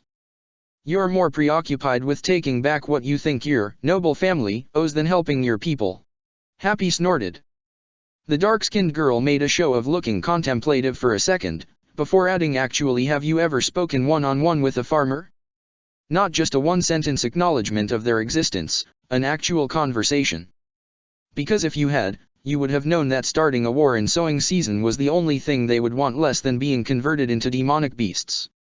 I lived most of my life in a small village, my parents are farmers. I see a massive famine in Adrestia's immediate future because you turned all the people who would have tilled the fields into soldiers and forced them to abandon their crops. I wouldn't expect a village girl to understand the nuances of ruling, you weren't raised for it, after all. Edelgard retorted, a flush of humiliation in her cheeks. You know more about the negligence of the church than most, Happy. Why are you serving them like a proper faithful now? The church has failed the common people before, far more than we should have, Byleth acknowledged before pointedly adding, but we've never transformed unwilling flower girls and paper boys into demonic beasts. Your Agartha and allies have poisoned your knowledge of the world, Edelgard. You must rid yourself of them if you truly wish to improve the lives of your people. My knowledge is poisoned. Edelgard shook her head. You have been deceived far more than I. You've been fed an entire false history and are being made a new enforcer of it at the expense of the truth, Professor. Archbishop, Raphael corrected. Edelgard started and stared at him. The big guy raised one eyebrow. What, you didn't know? Lady Rhea stepped down and handed her mantle off to our professor. She's the head of the church now. That woman, give up power. Edelgard snorted. She only gave it up because she believes she can influence you, and that you're indebted to her. She's spoken more lies than truths to you ever since you met. Especially regarding the beast she calls humanity's defender. Wow. Linhard said flatly. You really just said, wow. You do know. They told you. A look of pure revulsion and disgust flooded his face. And you aren't revolted. That a dragon rules over humanity and makes us dance for her own amusement, a play that she inherited from her mother? Edelgard asked, tossing her hair back. Of course I am. That dash. Linhard went red, then exploded, shouting louder than Byleth ever recalled him speaking. You're what's revolting, Edelgard. Hubert almost attacked him, but was restrained by Lord Arundel, who watched him curiously. How dare you say humans were justified in committing that horrific massacre solely because humankind benefited from it?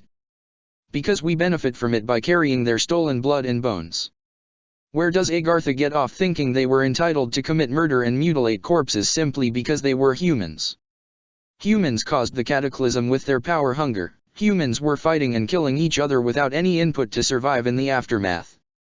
The enemy was always humankind, spitting in the face of their kindness to us. What in Fodlan are you talking about? Edelgard demanded, waving a hand in front of her face as though worried Linhard would spit on her. What massacre? How could humans have caused the cataclysm when the goddess is the only one with such power? Oh, come off it, Lysithea retorted. Indek told us everything. Nemesis killed Suthes when she was paralyzed in a healing sleep after purifying the world from the results of Agartha's pointless wars. He stole her heart and used her bones to create a weapon, then went off to slaughter her children so he could transform the teenagers who were loyal to him into transhumans. My, Lord Arundel said condescendingly, his eyebrows migrating upwards. Do you have this much moral outrage at the slaughter of lambs to feed you throughout the winter? Beasts are slaughtered every day. I pity your hunters if this is how you treat them bringing in game.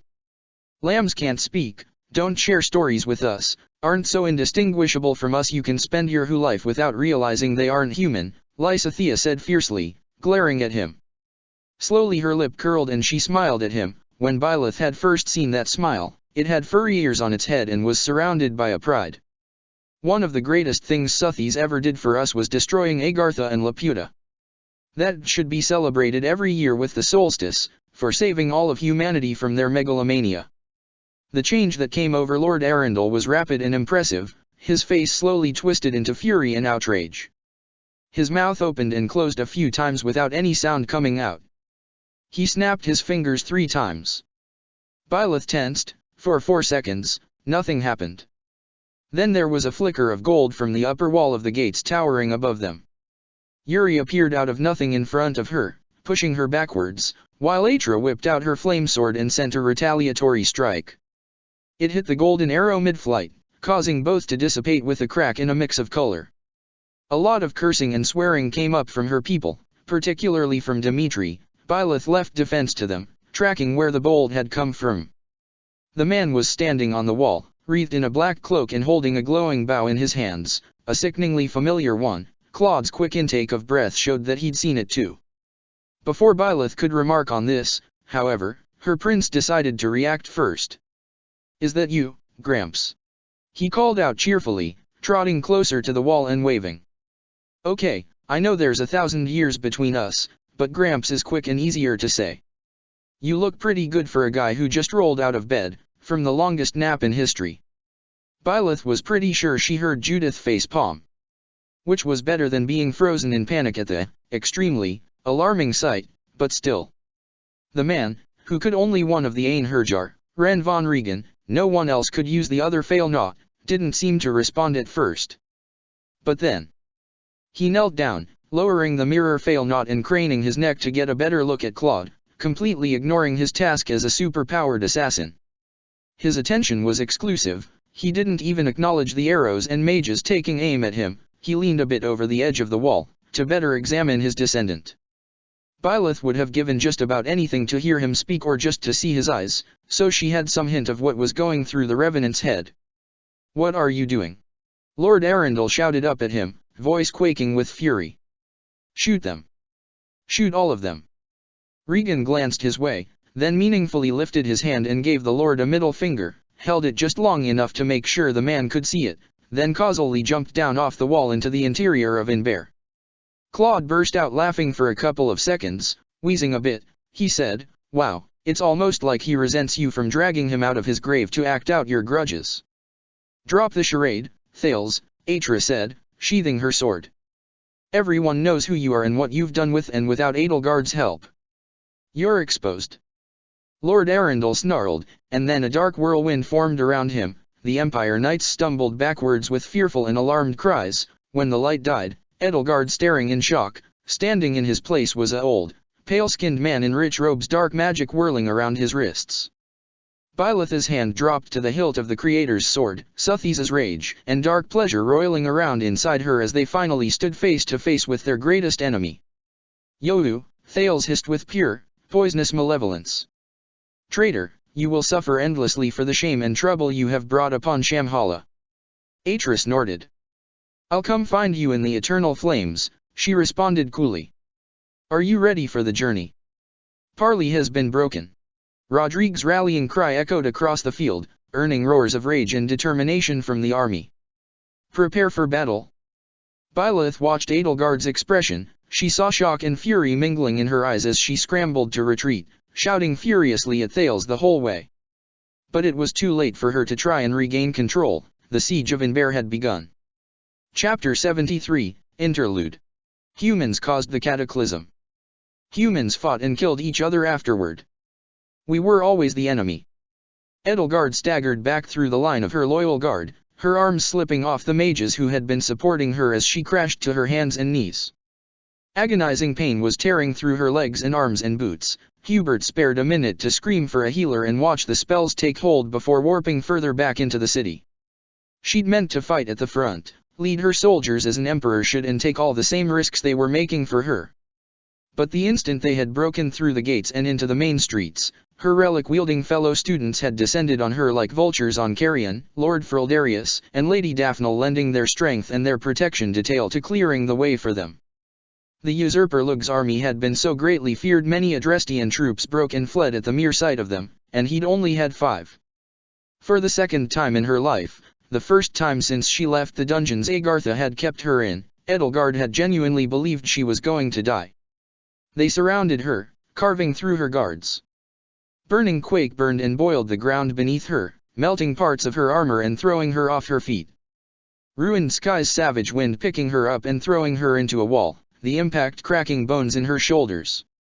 She managed to get her shield over her head to take an arrow from Failnaught. The single arrow shattered it, snapping it in half and spraying her face with little shards of metal. One of them was in her eyes, she knew because part of her vision was blurry. 2 of Hubert's mages threw themselves in front of her and were sliced apart by Felix, who didn't miss a step when Hubert fired Banshee at him. The magic dissipated harmlessly on the Aegis shield. Glenn stepped past him, the sword of Merylta glittering in the sunlight as he swung it down at her. She managed to roll out of the way only for him to stab through her armor into her arm, nearly carving the hand holding Emmer right off. Hubert tried to warp to her side. Felix anticipated that, slashing his face open with his sword when he knelt at her side, knocking him back and momentarily blinding him. However, he'd given an identical order to the rest of his mages. 2 women appeared on either side of her. Bernie's arrows tore through their defenses, the ghostly magic of the inexhaustible tearing through the shields they'd been given. The woman collapsed next to her, arrow in her throat, and warped her away with her dying breath before Glenn could ram his blade through her eye and into her brain. But dying spells didn't have the same power as proper ones. Edelgard was roughly deposited a few dozen yards away, forced to stand up and immediately defend herself with her off-arm. Were it not for Emmer's unnatural powers, a double effect not unlike Thunderbrand that caused a second wound of equal strength to open after she struck, she would have died. All that power and she couldn't even make good use of it. She was stumbling backwards, kept on the defensive even by the low-leveled knights who rushed at her. Indek told us everything. Nemesis killed Suthies while she was recovering from purifying the poisoned fire of the javelins from the world. Edelgard shook her head, spitting out a glob of blood as healers cast Recover on her one after another. Status report. She demanded, desperately trying to look around the field, searching for any sign of Hubert or Randolph. There are 3 Agarthan commanders on this field. They're mixed among my troops. It's not good, my lady. We're losing ground. The Titaness were keeping them back at first, but Rayag. That ear-splitting screech, the noise that had haunted her nightmares and the nightmares of many of her men since the Battle of Garag Mach, caused Edelgard to snap her head over to the east side of Inver.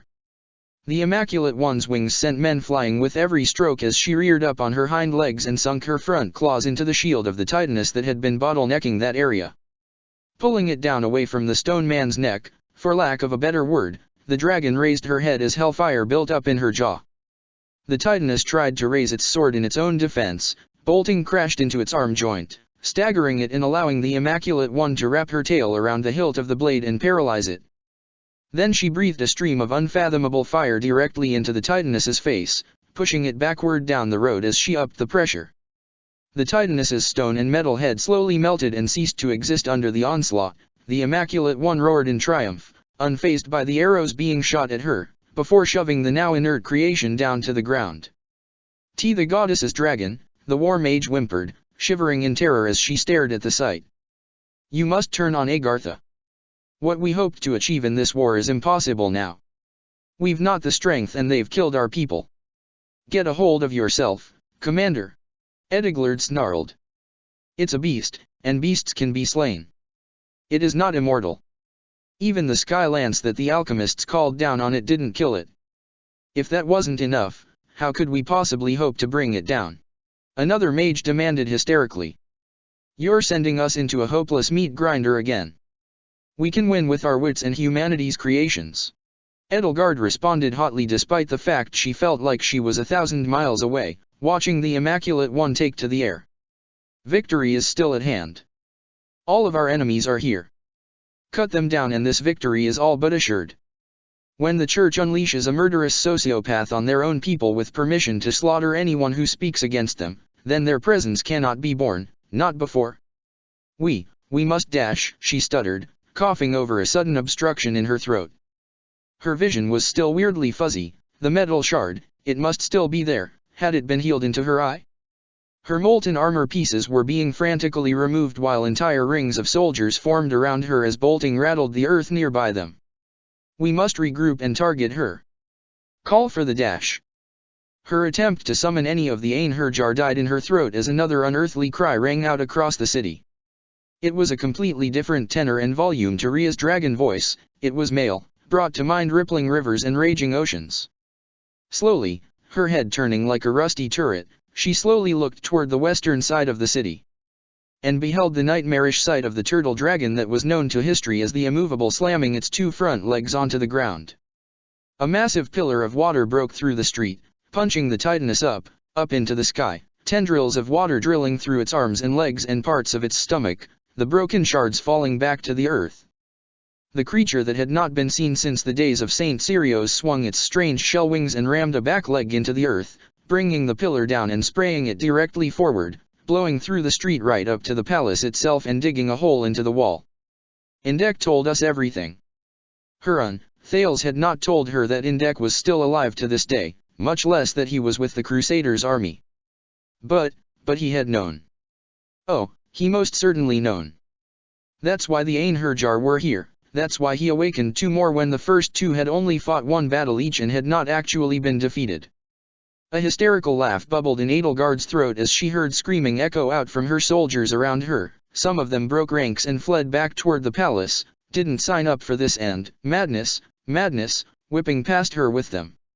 What next? Did Saint Mikhail still live, forging sacred weapons by the dozen to equip even the lowest knights of the fanatics and usurpers that were pressing into the city that was the heart of Fodlan's civilization? Would the wind caller swoop down out of myth to add his mockery to her buckling cause as she stood with her back to the wall? Hold firm! She screamed at the crowds, infuriated. Hold firm! Rally to the Einherjar! They'd been deployed in this battle, that meant she had some control over the orders they received. Their powers are built to slay dragons. Rally to them and point them at the beasts sent to despoil your home and your emperor. Some people froze in their tracks, obediently turning even as they shook with fear to carry out her command, but others? Others ignored her and kept running, clearly intent on leaving the field. Bastards! She would hang them all for this betrayal once the battle was over. Rally to the Einherjar and destroy those beasts. I will lead your way, I am not demanding of you anything I would not do myself.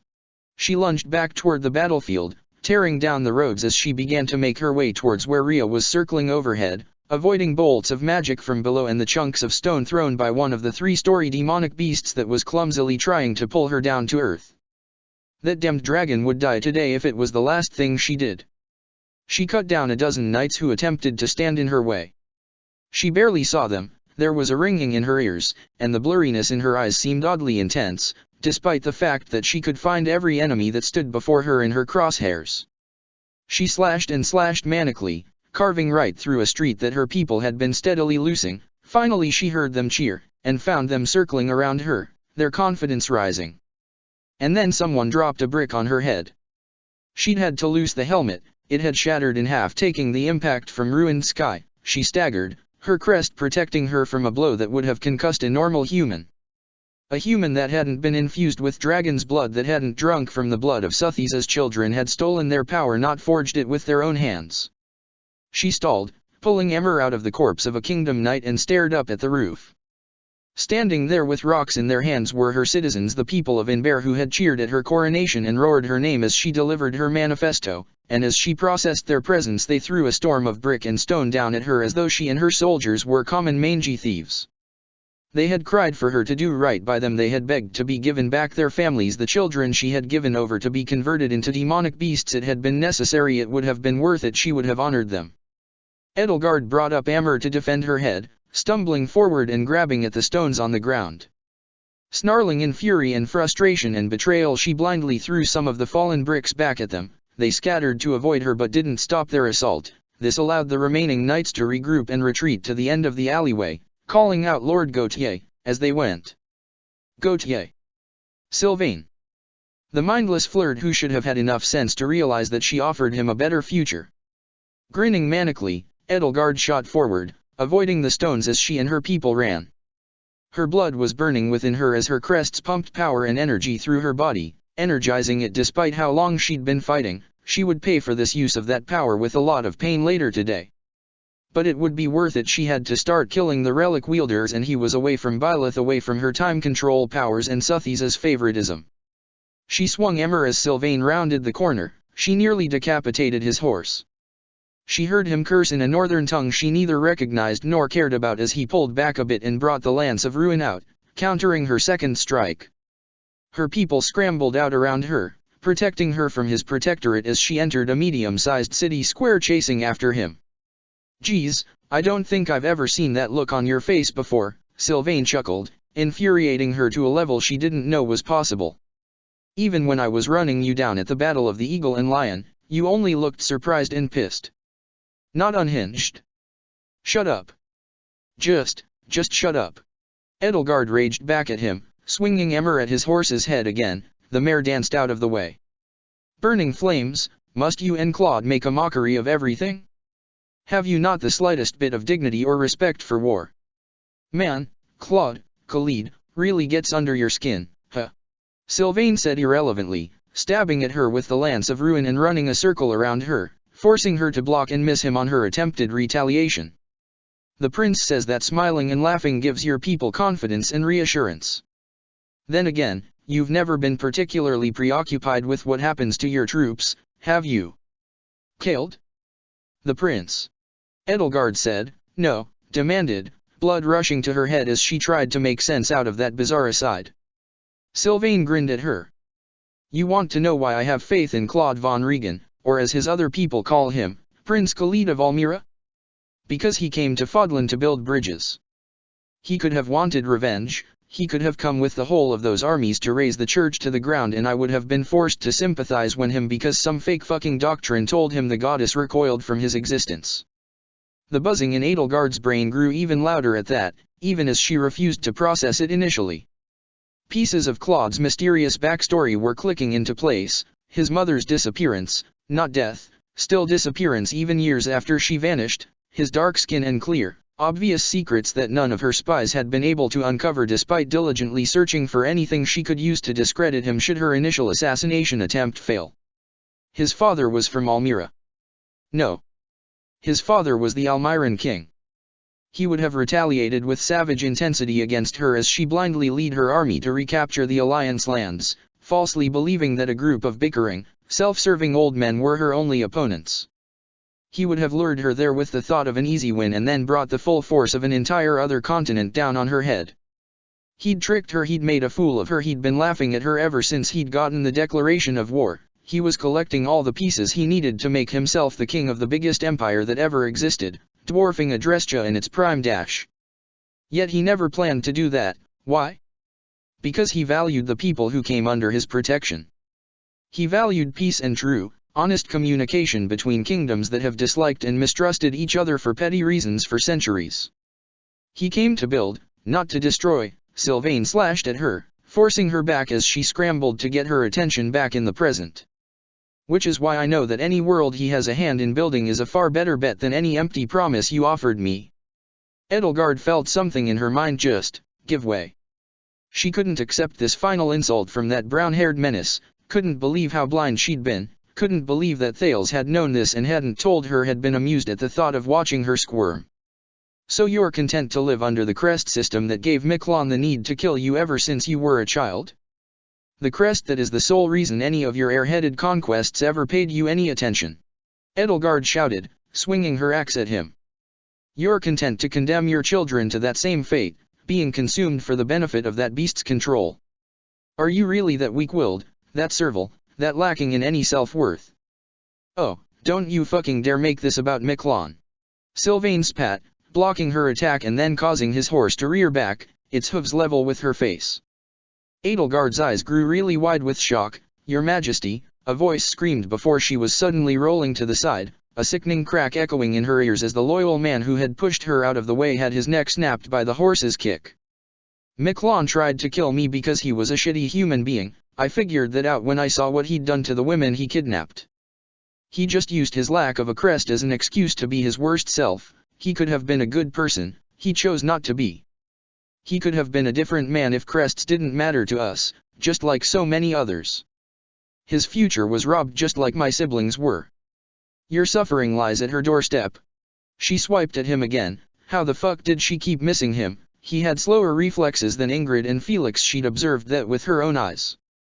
I'm not going to pass the buck the way you're obsessed with doing. Shockingly, humans are capable of being shitty on their own volition. Sylvain shot back. Eliminating the crest system won't cure our mortal race of that, it's a feature of the imperfect world we live in. I'm not going to throw away hundreds of thousands of lives to avenge myself on my parents and a dead man. You're so naive.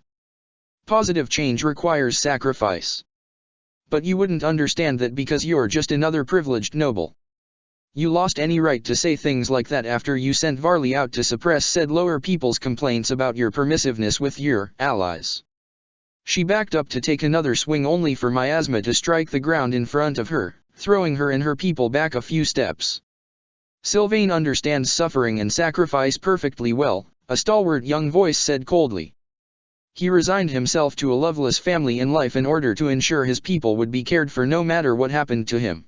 When the dust settled, Lysithea and her Pegasus lightly touched down on the ground in front of her, the glimmering Kaldos staff clutched in one hand. You don't get to insult him and his conviction because he disagrees with your methods. Lysithea.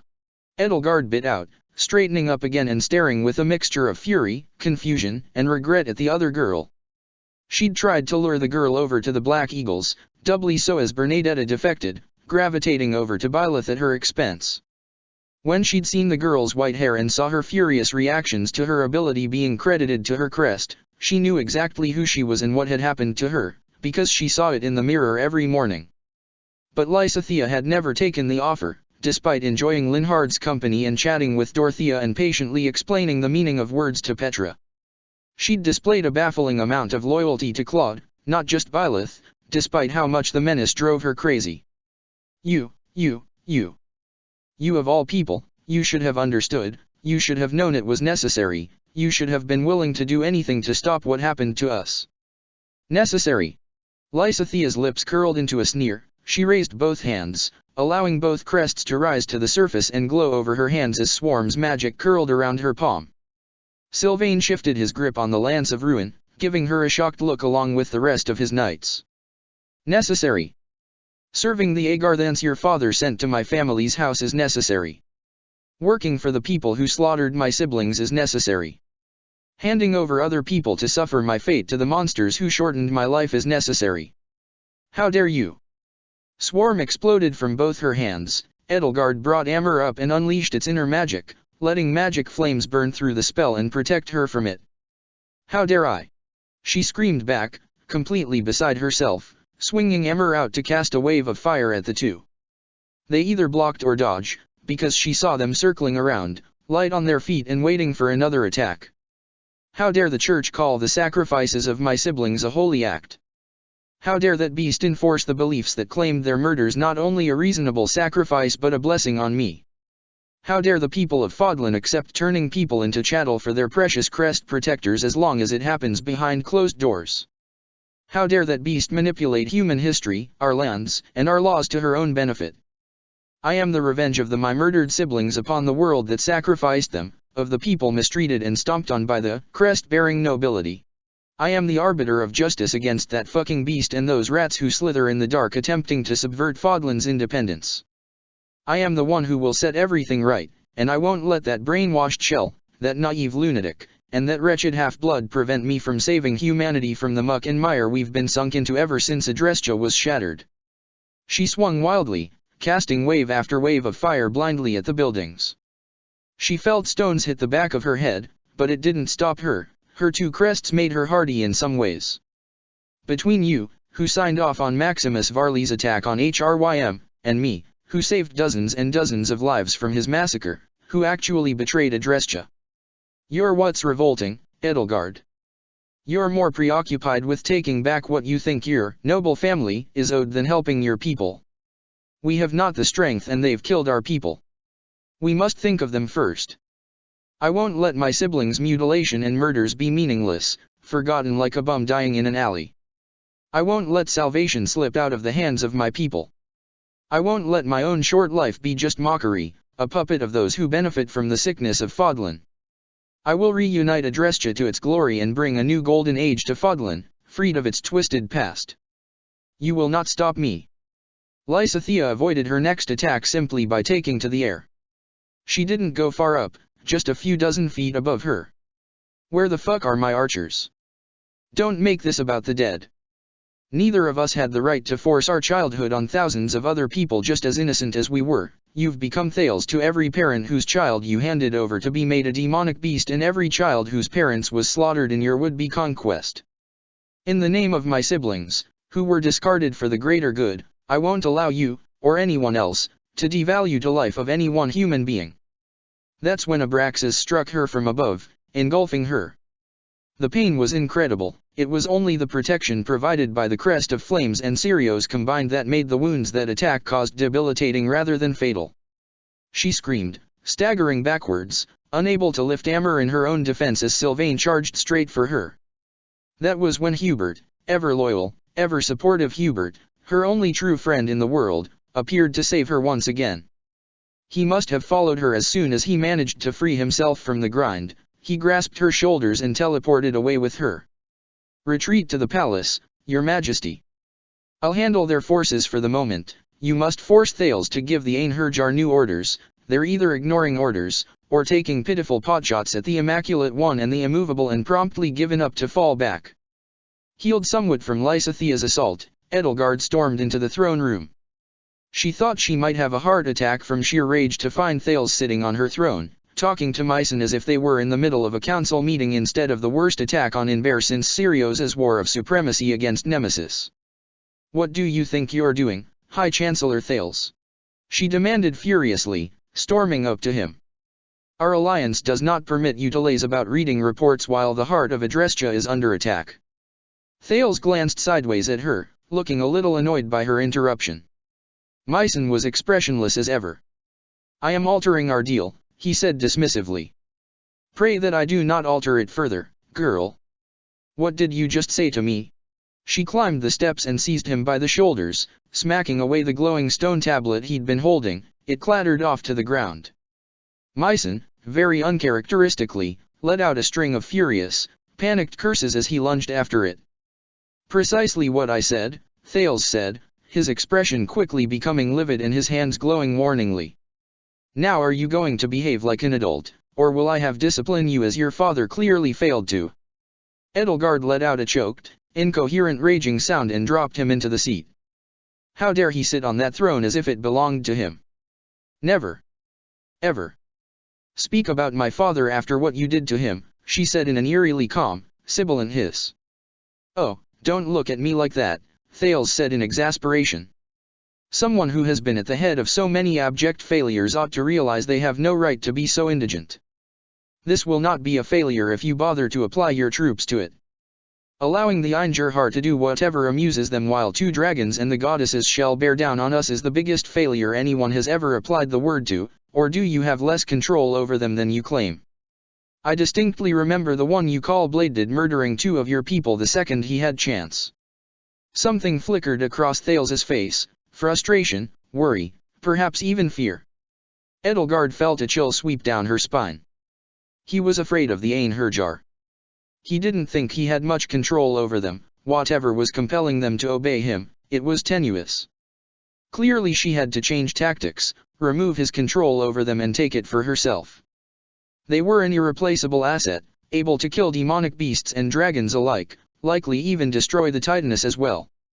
"I know better than to apply the best of my men to a lost cause," he said, the cool, arrogant mask sliding back into place. "You cannot win this battle. You lost long ago, you just refused to realize it. The Regan boy outwitted you, the Fell Star drew in more hearts than you, and the Bladed boy hits harder than you. I had been under the impression, when you outlined your plans to reunite Fodlan under yourself, that you had the drive and the intelligence to make it possible. Yet you failed at every opportunity. You failed to break apart Regan and Bladed's love affair with the Fell Star, failed to kill the Fell Star's vessel when she was in your grasp for months before reclaiming her full power, and failed to do anything but lose ground in the war you started, even with our assistance." He scoffed, standing up. "I don't know why I expected better of a surfacer. Clearly I grew overfond of you while pretending to be your uncle, assumed you were more like one of mine than the beast's followers." He snorted. "A proper soldier knows to retreat when a cause is lost, to preserve themselves for further conflicts. My people have the right of it. As I speak they're carrying out our pre-prepared evacuation plans. Everything of value will be prioritized on the way out while the Fell Star's army is preoccupied. We will still win, once the war machine of Agartha is fully operational. You cannot abandon Inver and Adrestia to the beast. That is not what we agreed on. I will not flee with my people in the name of protecting your city from the beast if you will not do the same for me." Edelgard shouted, disbelief bouncing around her skull. "Regan and Bladed's love affair? Claude and Dimitri, with Byleth? She loved them. She never would have been mine, even if she'd. She never noticed me. I thought we were close. You assume I need your permission." Thales snorted. "I was always providing assistance to a weaker power to our mutual benefit. You failed to uphold your end of the bargain. For all your bluster, you failed to do any significant damage to either the Alliance or Faerghus. The Church has bled thanks to you, yes, but not nearly as much as I would have wished. However, the situation is still salvageable. You will not leave this room and abandon my people as a distraction. Edelgard bellowed. You cannot make me. You need me. Yes, I do, Thales acknowledged, then gave her a cold look. But not as an emperor. As she struggled to process that thought, he snapped his fingers. La mine. Take our uppity dragon slayer down. Edelgard jumped back, her eyes looking wildly around the room. On a signal, the dozens of loyal soldiers who followed her in were suddenly set upon by Agarthance. Mycen pointed at one of them, bloody spikes piercing up through the ground and impaling one of them, tearing his body into bloody ribbons. Others screamed while Death Tea's corrosive magic cooked their internal organs and melted them into lard. Those who remained were being menaced by swordsmen. She lunged down the steps, raising hammer, and hacking down the first swordsman she reached. She stepped over the man she'd saved, screaming at him to get up and raise the alarm, lashing the axe at another, then another. Then she heard the crackle of bolting. Then she knew nothing but pain. Not complete, needs more refinement. Edelgard's world was blurry. She opened her eyes and willed them to focus. She was lying at the foot of a woman who seemed to be dressed in grimoire robes. But her eyes glowed an orange red, set in milk-pale skin that caught the light of the room as she tilted her head down at her. Her hearing was fuzzy, but the Emperor was pretty sure she heard the Einherjar mutter damn. Not enough power and then. Sorry, kid. Failed. Don't know why or how she interpreted take her down as, kill her with bolting. Mycen's urgent voice hit her fuzzy brain, she twitched, every tiny movement hurting as she turned herself to look at the throne. Mycen was standing there, gesturing frantically at the glowing stone tablet and then at La Mine. They're too erratic, Thales. They're finding more and more ways to disobey us. Somehow, Blade did whiled away his mission and refused to kill his descendant, not to mention killing his handlers. Regan displays outright insolence and clearly enjoys performing the letter of his instructions to our detriment, and Frildarius has said to my face that she'll kill me if I turn my back on her long enough. She can't have, Thales sputtered, stunned. It's true, Mycen said urgently. My geese clearly has a significant weakness. Please, give me leave to return them to sleep so I can attempt to improve the spells. You speak reason, Odes said reluctantly. But with the Immaculate One, the Immovable, and the Earthshaker all in action, we need them now. We cannot put them in cryo again. If the brat hadn't been so careless as to allow our alliance to be discovered, we could have had the time to shift our strategies. But they know, and they're either capturing or cutting down our people wherever they find them, and they seem to prefer the latter, incidentally. Only the Thief King and his crest of flames can control them completely, Mycen went on urgently. If we cannot put them back to sleep, then wake him. Forget the girl, she's proven more a hindrance than a help. The Thief King killed dragons before. He also killed us until we managed to earn his good graces, Thales said, blowing out his breath. He was kneeling over a casket, no, over one of 8 caskets that were lined up in a single row. There was a strange clicking noise as he tapped his fingers against it in several places in an odd rhythm, then a hiss and the clack of a lock opening. No. I will not wake the Thief King unless it is truly our last option. If we wake that man, and we find cannot control him, he may destroy us. That is true, very well. I trust your judgment, old friend. I'll try to give you time, Mycen. Just be aware it won't be much. While you're unlocking those, Thales, can I ask you a question? Odes asked. Speak. Edelgard tried to get up. Forget the girl. Forget the girl. But she couldn't move, there was too much pain, her arms were numb and she swore she could smell her skin sizzling. Why did you bother with this charade for years? Yes, it gave us time to plant our spies on this lie, but what else did we claim from it? Odes began to pace back and forth, clearly agitated. We could have simply spirited her off to Agartha, then killed the Emperor, it would have been easy. With him dead, those 7 fat idiots would have torn each other apart to claim the throne for themselves. They would have dropped the empire into a civil war that would have killed 3 times the surfacers this war has, and thrown the other countries into chaos as they tried to claim land in the aftermath. He blew out an irritated breath. Instead, we let a disobedient, insolent little brat prance about playing emperor, wasting our troops on trivial matters and making it blatantly clear she planned to attempt to usurp you. Why allow her that illusion? We were never in danger from her pathetically obvious plays at undermining us, Thales said dismissively. I've always had eyes on her pet assassin, and we were perfectly in position to dispose of her once she killed the beasts and the fell star. I thought she would make a useful smoke screen, catch the beasts off guard so they wouldn't know they were in danger of death until it was too late. He snorted. But no, she showed off our troops and powers, and that Regan boy followed the clues to the truth. I choose poorly. I should have waited until he stepped into Fodlan and whisked him away, made him our chosen dragon slayer. He has more guile in one finger than she possessed in her entire body. The Agarthans have poisoned your knowledge of the world.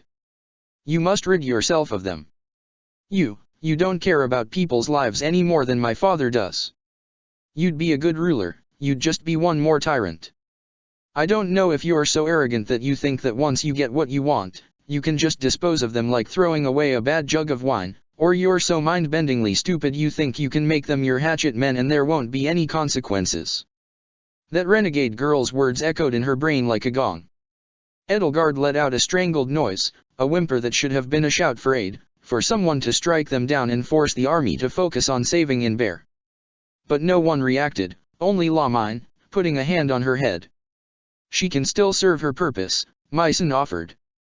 I'll put her under the same guise that controls the Ainherjar once we return to Agartha. We'll arrange things so she'll fight the beasts as she's meant to, and there is one other improvement I've theorized to the dual crest powers, a way I might draw more out for this end. I'll show you the graphs when we return home. Magnificent, Myson, you never fail to find new ways to unlock the powers of dragon's blood. This particular breakthrough, I would never have thought of without your input. I would have wasted some valuable resources if you hadn't spoken up. Thales stood up and snapped his fingers, magic glowing around his hands. The coffin lids mechanically swung open, landing with a bang on the floor. Then a single figure stood within each one, stumbling out, swaying and awkwardly holding themselves as if their bodies couldn't quite support them. Each and every one of them had silver white hair. Each and every one of them had a familiar face. Edelgard felt her lips part. A scream caught in her throat as she recognized Klein, Richard, Elizabeth, Valerie, Klaus, Victor, Ada, and Selfina. Their bodies had been burned into her memory as each of them died before her eyes. She recognized them. Now they were standing, alive yet dead, a hideous parody of life, the crest of Sirios and the blood of the crest of flames glowing above their hands and chests. Odes tilted his head, counting them again. Wait, this is only 8. I know we lost a couple of the bodies, but where's the crippled one? Didn't she die in her sleep a week ago? Ah, Thales shook her head. It seems her caretaker became needlessly attached to her. She took the body and left after the death, after having wept for an hour. Damn it, I told you we should have had a rotating maid watch on her. I thought she was acting oddly protective when I last inquired about the girl's failing health. Yes, you did. I apologize. Thales sighed. They'll breach into the palace soon. Pull our people back and lead the army men we infected with crest stones into the various rooms of the palace, and call in the Ainherjar. Tell them to arrange things to the effect of maximum casualties, but not to endanger themselves or our men. Be ready to rewarp, Myson warned with a wave of his hand. A series of glyphs appeared in the air above her mutilated siblings. They won't recognize any of us once the transformation takes hold, they'll attack anyone who moves. Seal the throne room, let the fell star be surprised. Edelgard finally managed to get to her feet. It wasn't enough to mutilate and murder her siblings, now they were going to. She took a few shaking steps forward, desperately casting around for Amur. She wasn't fast enough. Ghastly, unearthly screams erupted from the throats of her dead brothers and sisters. Myson, Thales, and Odes vanished in a spell, and those Agarthans who remained threw themselves through doors or behind pillars. They doubled over, clawed at their heads and their sides, screaming and screaming and screaming. And then one wing burst out of Valerie's back. It was just bones as first, stretching out to its full size, but then pure white flesh and scales solidified over it. Another wing burst out of her back, sending Valerie to her knees, a tail ripped free of her hips, coiling around her legs and then whipping out as flesh covered the sharp bones. Her arms broke at the joints, elongating as claws burst from within her fingers which warped into claws. It was like watching a macabre butterfly bursting free of its chrysalis. Valerie's face warped into a long, pointed jaw which unhinged to accommodate the sword-length fangs her teeth lengthened into. Her clothes were ripped open as her body grew in size, doubling and tripling as her legs lengthened into hind feet. The last of her vestigial human features vanishing, the strangely beautiful dragon flapped its wings and raised up into the air, the human scream finally transforming into a dragonic shriek you could not differentiate from the immaculate one outside the palace. The others mirrored her transformation, one by one, bones cracking and snapping as they reforged themselves, cries and screams vanishing into triumphant-sounding roars. Edelgard was screaming and crying. She knew she was trying to curse Thales, but she could form words. When an Agar then grabbed her behind and warped away, she was still cursing until the dizziness the rewarp spell induced drove her agonized mind back into unconsciousness. Chapter 74. Take my hand. Dmitri said urgently, swinging Eridbar out to the side and bashing the Imperial sniper off the roof onto the street. He slid down to one knee, shortening the distance between himself and the commoner girl who was staggering on a broken leg. Two older people, who might be related to her, it was hard to tell, rushed to her side and boosted her up so her slender fingers could grip his cold metal gauntlet. A gurgled shriek echoed from somewhere behind him, followed by the thud of a body falling to the ground. Dmitri pulled her up and picked her up as carefully as he could without jarring her injury, glancing over his shoulder. Sure enough, a warrior had been trying to get up and stab him in the back while he was distracted. He was too distracted to be offended by the cowardly move. He straightened up, waving to the Galatea flyers who were circling overhead. "Why, your majesty," the girl whimpered, looking up at him with teary hope. Be careful, of the alchemists." "I will," Dmitri promised reassuringly as one of the Pegasus Knights swooped down to alight on the rooftop, the woman momentarily opening her visor to smile at her new passenger. "Wait for us, and be safe. We will win." He helped the girl into the saddle, wincing as she cried when her bad leg was jarred again, and watching for a second as the Pegasus Knight took to the air again. "I can do this," Ignatz gasped, taking a dead-eye stance and firing. A sniper who had been standing on a rooftop dozens of yards away, harrying Ingrid's battalion as they fought to extract what civilians weren't actively joining them in the siege from the battleground city they'd been trapped in, jerked and then toppled from sight. Ignatz hurriedly drew again, darting past Dmitri to take out another Imperial bowman as the young king knelt again to bring up another civilian. In the streets beneath them, Didu and Raphael were hammering their way through a number of knights while Atra darted back and forth to cut down any mages that targeted them or the non-combatant civilians. Bolting and Meteor rattled Dmitri's eardrums as he pulled the young man up and looked for another Pegasus Knight. Looking up at the sky, he saw a flare of the gold light as Constance's crest activated, followed by a burst of flame, knocking a Pegasus Knight out of the sky. Giving his head a shake, he handed the man off and knelt again for the final woman, who'd started climbing on her own despite her bloodied hands. "You've saved us," she gasped out when he lifted her up onto the roof. Dmitri couldn't help but notice that, beyond her scarred palms and mud splatters from the battlefield, she looked skinny and battered. A war in sowing season is the only thing farmers want less than being turned into demonic beasts. Happy had said.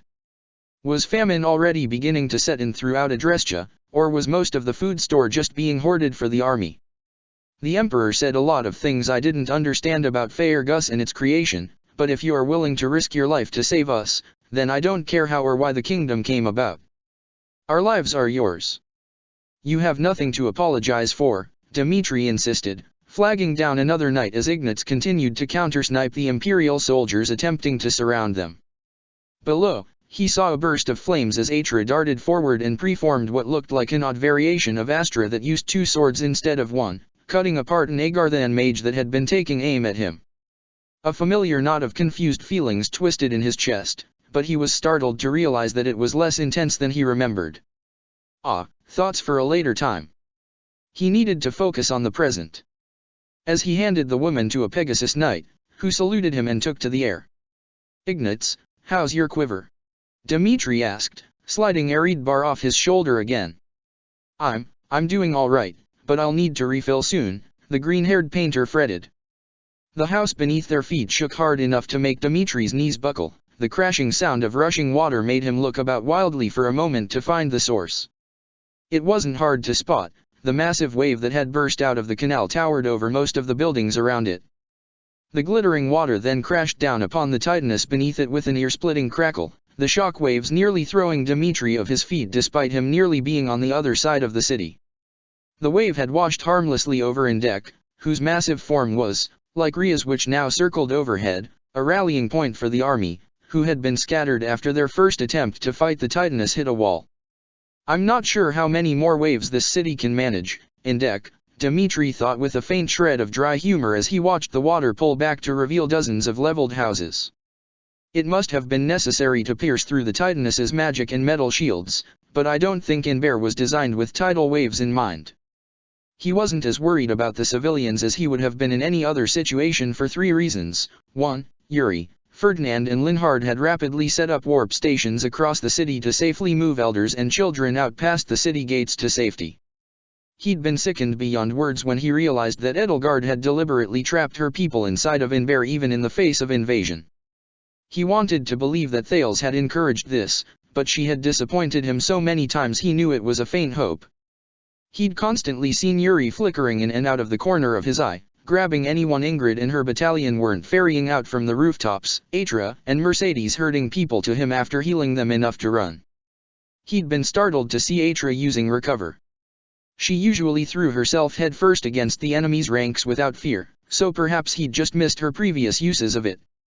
The second reason was that the civilians, clearly quite cognizant of the fact that they were being used as human shields, had formed a disorganized but furious and very determined rebel mob that attacked, harried, and hamstrung whatever Imperial and Agarthan troops they laid eyes on without any fear. "Take away my son and daughter for your experiments, will you?" Dmitri had heard one older woman shout as she threw heavy bricks down on Agarthan mages who had been handling magic ballistics, obstructing them and giving Ingrid a clear window of opportunity to dive and slaughter the pair with Lewin, removing a significant threat to their ground forces. Dmitri, and Byleth, it must be said, he'd only managed to precede her own orders by a few minutes, quickly gave orders for the army to integrate the civilians, both by giving them proper weapons and by keeping them away from the more dangerous of their opponents, into the army knowing that they wouldn't be willing to disperse while in the throes of a vengeful rampage. He was still worried to a degree, but much less than he would have been because a roar rang out from overhead, followed seconds later by a beam of fire blasting through the air and slamming into the chest of the last remaining Titanus. Dmitri watched in awe as the breath weapon steadily seared through the golem's chest before finally dissipating to reveal a massive hole burned straight through its massive bulk. Upon realizing that the civilians were being trapped inside to be used as human shields, Indek had decided, with a glacial sort of calm that was absolutely terrifying to see in the kind and gentle man he'd come to know, that he was not going to hold anything back, so they will not submit to reason and compassion until their dying breaths. So be it. When the first wave of soldiers to try and damage the Titanus were scattered and killed, Indek had taken on his dragon form. If anyone had seen him transform, Dmitri didn't know yet, and promptly obliterated it with several concentrated attacks. The sight of him on the battlefield had given their side a massive morale spike, while causing some Imperials to panic. No one has seen the immovable in over 1,000 years, people think it's an omen, given that he's Suthes's son, I'm hard-pressed to correct them. Rhea, following her brother's example, had changed into the Immaculate One and joined in the assault. Upon her reappearance, after her injury after the battle for Gareg Mach, the Imperials had gone from parts of their army panicking to full-scale disorder as their morale shattered irreparably. Dmitri jumped down from the roof and lunged forward, grabbing an Agarthan by the throat just as he warped into the street. "GRK." The man choked out. It was hard to tell, but the young king was pretty sure he saw his eyes grow really wide underneath his mask. "Going somewhere?" Dmitri asked sarcastically before slamming the mage's head into a stone wall, heaving a crack as his skull broke under the impact. Without breaking stride, he darted back out into the main streets, making himself visible to the troops and sweeping the chaotic battlefield for any sign of Edelgard or Hubert. Bolting hit the ground again. Judging by the fact that the bolt hit the ground a couple dozen yards away from him, he doubted that was Constance.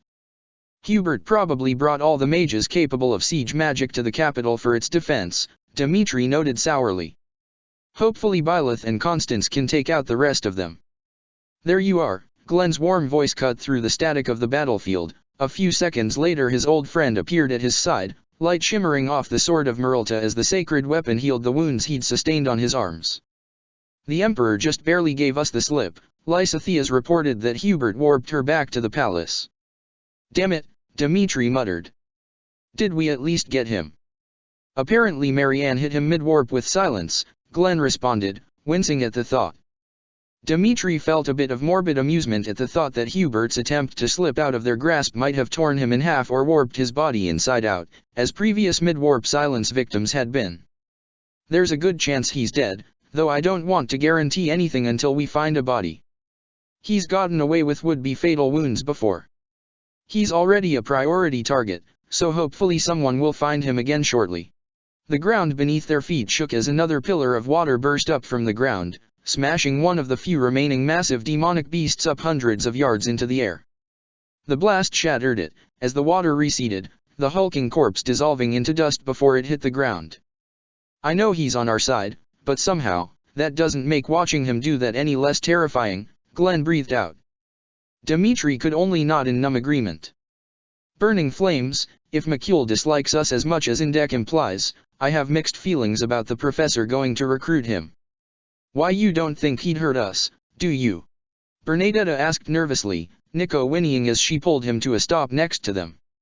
No point in worrying about that until we meet him, if he even agrees to leave whatever place he's sequestered himself at to storm Shamhala. Felix pointed out, appearing a few seconds after her as expected. Right behind him were Ash and Marianne, each shooting down a few mages who had crawled out of the woodwork. Agar thence, most likely. He didn't have a great vantage point so he couldn't be completely certain, but Dmitri was pretty sure what parts of the army weren't deserting were falling back to the palace gates. Besides, Suthies won't permit it. His friend added somewhat awkwardly. True. Suthies truly was the Divine Mother, yet in a closer and more intimate way than the Sirios scriptures had always implied. She loved them the way Byleth loved them, warmly, protectively, and without restraint. Let's win this for her. I'm pretty sure Hubert retreated to the gates of the palace, Marianne said as Bernadetta helped Felix up onto her horse's back. Ash offered Dmitri his hand, grinning as the young king accepted as Glenn swung up onto his fiancée's horse. Edelgard was injured enough while fighting Sylvain and Lysithea that he made her retreat. Dmitri grimaced as another flurry of bolting and meteor shook the ground. Felix. I can block one, Felix said in a very dry voice, then he grinned. It'll be enough. It'll be enough, goddess dammit, you brat. Glenn half scolded, half laughed as the three horses took off down the street at a full gallop. Ash gave Dmitri the reins and drew his bow taut again, firing arrows to drive away what Imperial soldiers were still trying to stand in their way. When exactly did you abandon your common sense to die on the side of the road? I don't need to hear that from you. You decided to wage war against an obscenely powerful city-state with a preteen for backup and no home to return to. Which one of us is crazy? Dmitri burst out laughing at the familiar banter, unable to help himself. I'm so glad to have you here, Glenn, he said between breaths as Marianne aimed one hand to the side and blasted an armored knight right through the wall of a house with Thoron. They turned a hard corner moments later, following the twisting and chaotic streets toward the gate.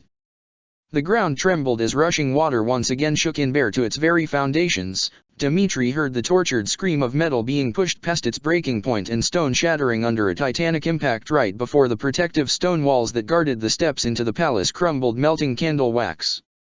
Ash's horse whinnied in alarm, initially trying to turn away from the destruction, forcing Ash to pause long enough to reassure his faithful steed.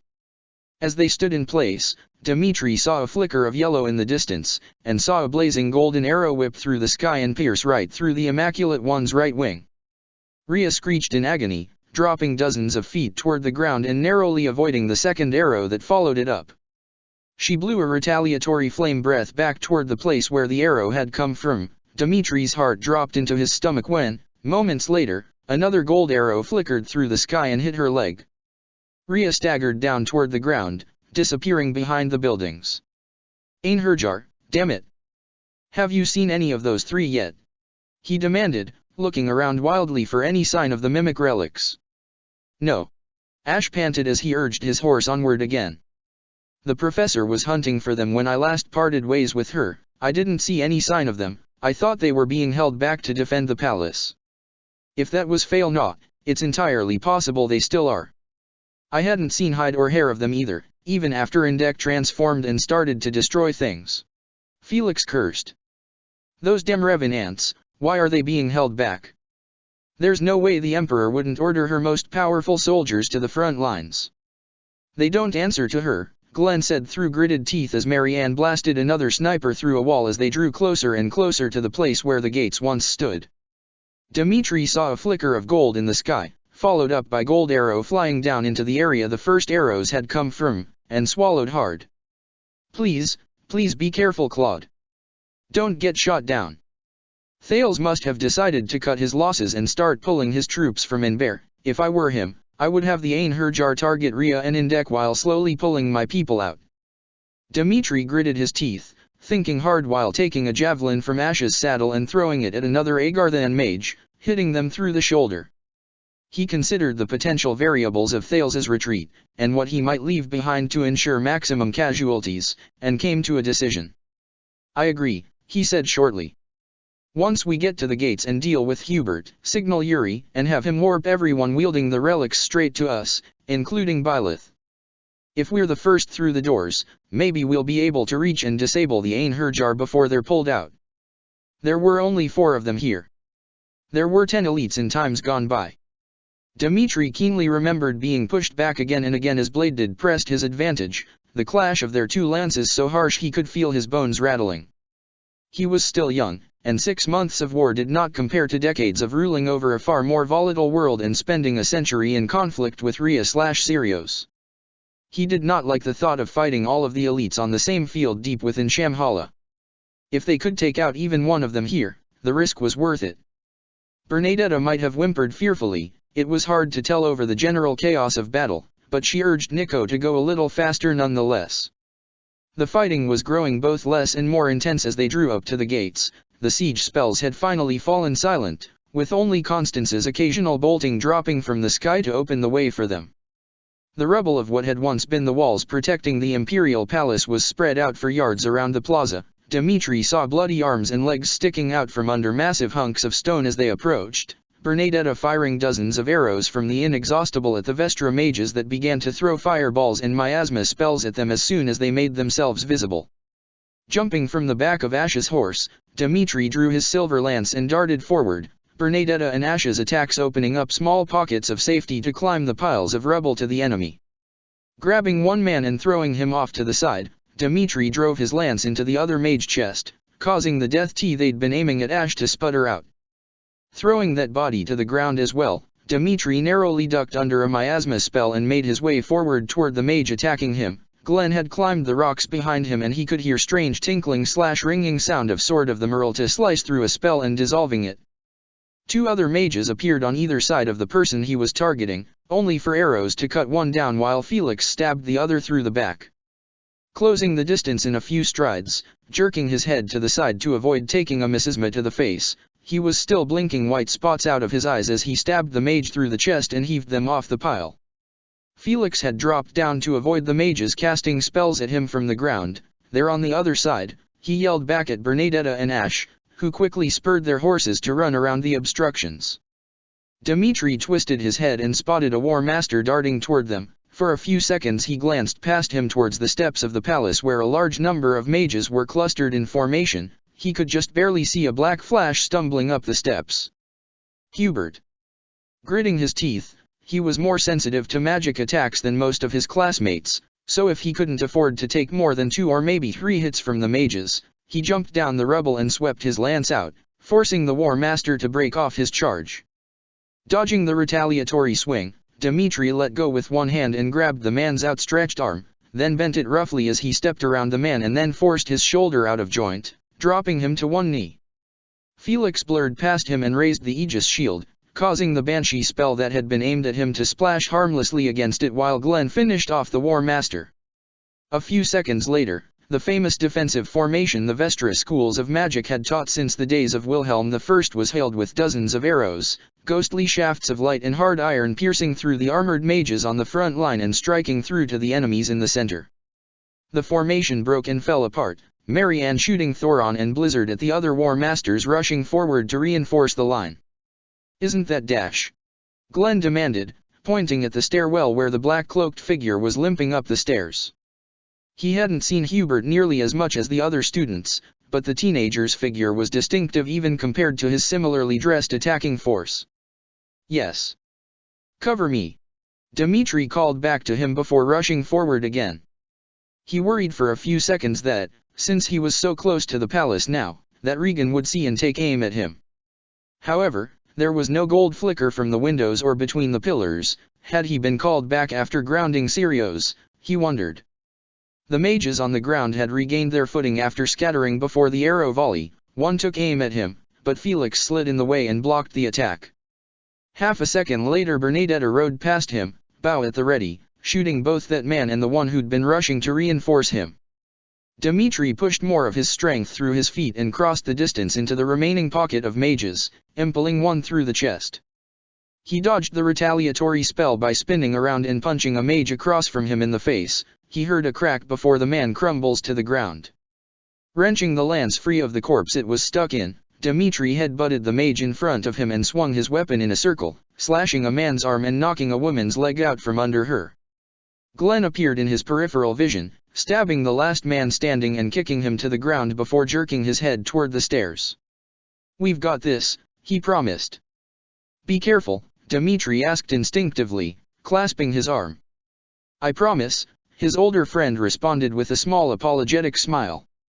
For a scary second Dmitri remembered that warm, gentle look Glenn had given him before turning his back on him and walking back toward the raging fires of the tragedy, stumbling a bit as Gustav dragged him away to safety, leaving him behind.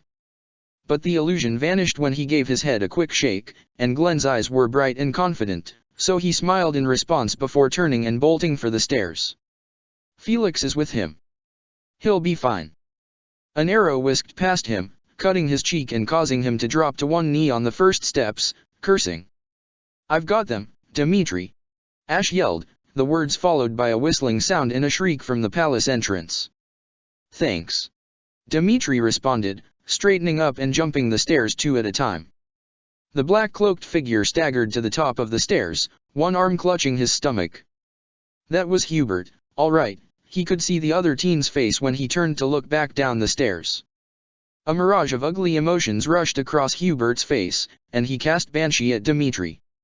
The young king dodged it easily, chasing him up onto the first floor of the palace, the two double doors to the entrance looming over them. Hubert, clutching his stomach and spitting blood, had stumbled up to the door.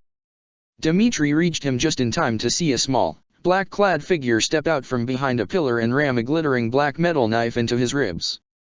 It was a boy, pale as death and serious-faced as he pulled the knife out of Hubert's side and watched him crumble to the ground. Kneeling down, he murmured as Dmitri watched in shock, "Did you really think that we didn't know?" he demanded. "Did you really think we were just going to let you and your bitch usurp the surface after we finally returned to it after 1,000 years?" He pinned Hubert's hand to the stone floor when he started to prepare a spell. "This is an obsidian dagger. When you backstabbed my mother and left her and her platoon to be slaughtered, how did she die? Did she suffer? I don't know." He spat on Hubert's face as the black-haired boy's body began to contort in agony. "The High Chancellor sends his regards, Mutt." The boy leaned back, looking down at his knife, before catching sight of Dmitri. His lips parted in shock and he scrambled to his feet, seemingly going for the defensive, before his eyes just went blank. Tears prickled at their edges, but didn't fall. He knew there was no way to defeat the young king in front of him. "Choke on my bones, savage," he said, his voice trembling a bit as he tried to keep it even. "Wait, is he going to dash?" Dmitri froze up for just a second too long. And the boy stabbed himself in the shoulder with the toxic blade.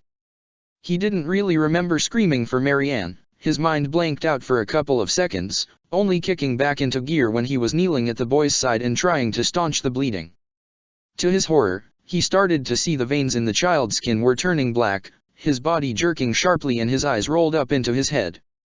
Glancing at Hubert was something even worse, the blood dripping from his side wound sizzled when it hit the ground. The smell of rotting flesh hit his nose as bubbling blood began to drip out of his nose and mouth and eyes, and the once sneering, Eternally composed Lord Vestra was thrashing in agony, his screams bubbling because of the blood in his throat. Marianne appeared next to him in an instant, gasping when she saw the scene in front of her. "Get Flame! Get Flame!" She screamed over her shoulder before dropping to her knees next to him and holding her hands out over the boy. "Goddess, give me strength!" Dmitri glanced at the doorway, his heart hammering in his chest as rage mixed in with the horror choking him. "Thales, Thales! One of your own children! Run, you bastard! Run and pray! I want you to live in fear of your death until I choke the life out of you with my bare hands." Chapter 75. Ivory trilled triumphantly as she swooped down toward the front door of the palace, the various injuries she'd collected not slowing her flight down at all. Claude grinned darkly as they drew to the ground, seeing Marianne's blue hair at the top of the steps. "Almost done," he murmured to himself, his heart pounding. "Take the palace and Adrestia has fallen, ending this pointless war for good." He'd suspected that morale in the city was low, but he'd been a bit taken aback by how right he'd been. He hadn't expected soldiers to straight up ditch their armor and weapons to join civilians scrambling out of the city as the battle began, nor had he expected the Agarthans to be holding back on their machinations. There was no way a couple of those gigantic demonic beasts, a mere 4 Titanus, and a few half-hearted shots from Ren was the best Thales had to offer. No way. He and his fellow ringleaders were discarding Adrestia.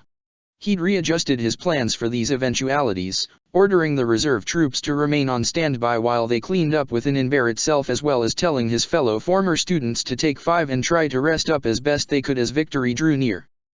They would need all their strength to conquer the Imperial Palace. The 3 elites would be there, no doubt about it. For them to leave now would be to omit a chance to kill Rhea, Seath, Indek, or Flame. "I'm not sure how hard they'll fight to kill one of them, or us. Let's be realistic, Khalid. The relics pose a significant problem to Agartha, before withdrawing them, but they're going to be the biggest obstacle. Edelgard's die-hard loyalists will be there, protecting their emperor to their last breath. She got the shit beaten out of her by Lysithea and Sylvain. She'll be a cornered animal, but she won't have much strength left to bring to bear."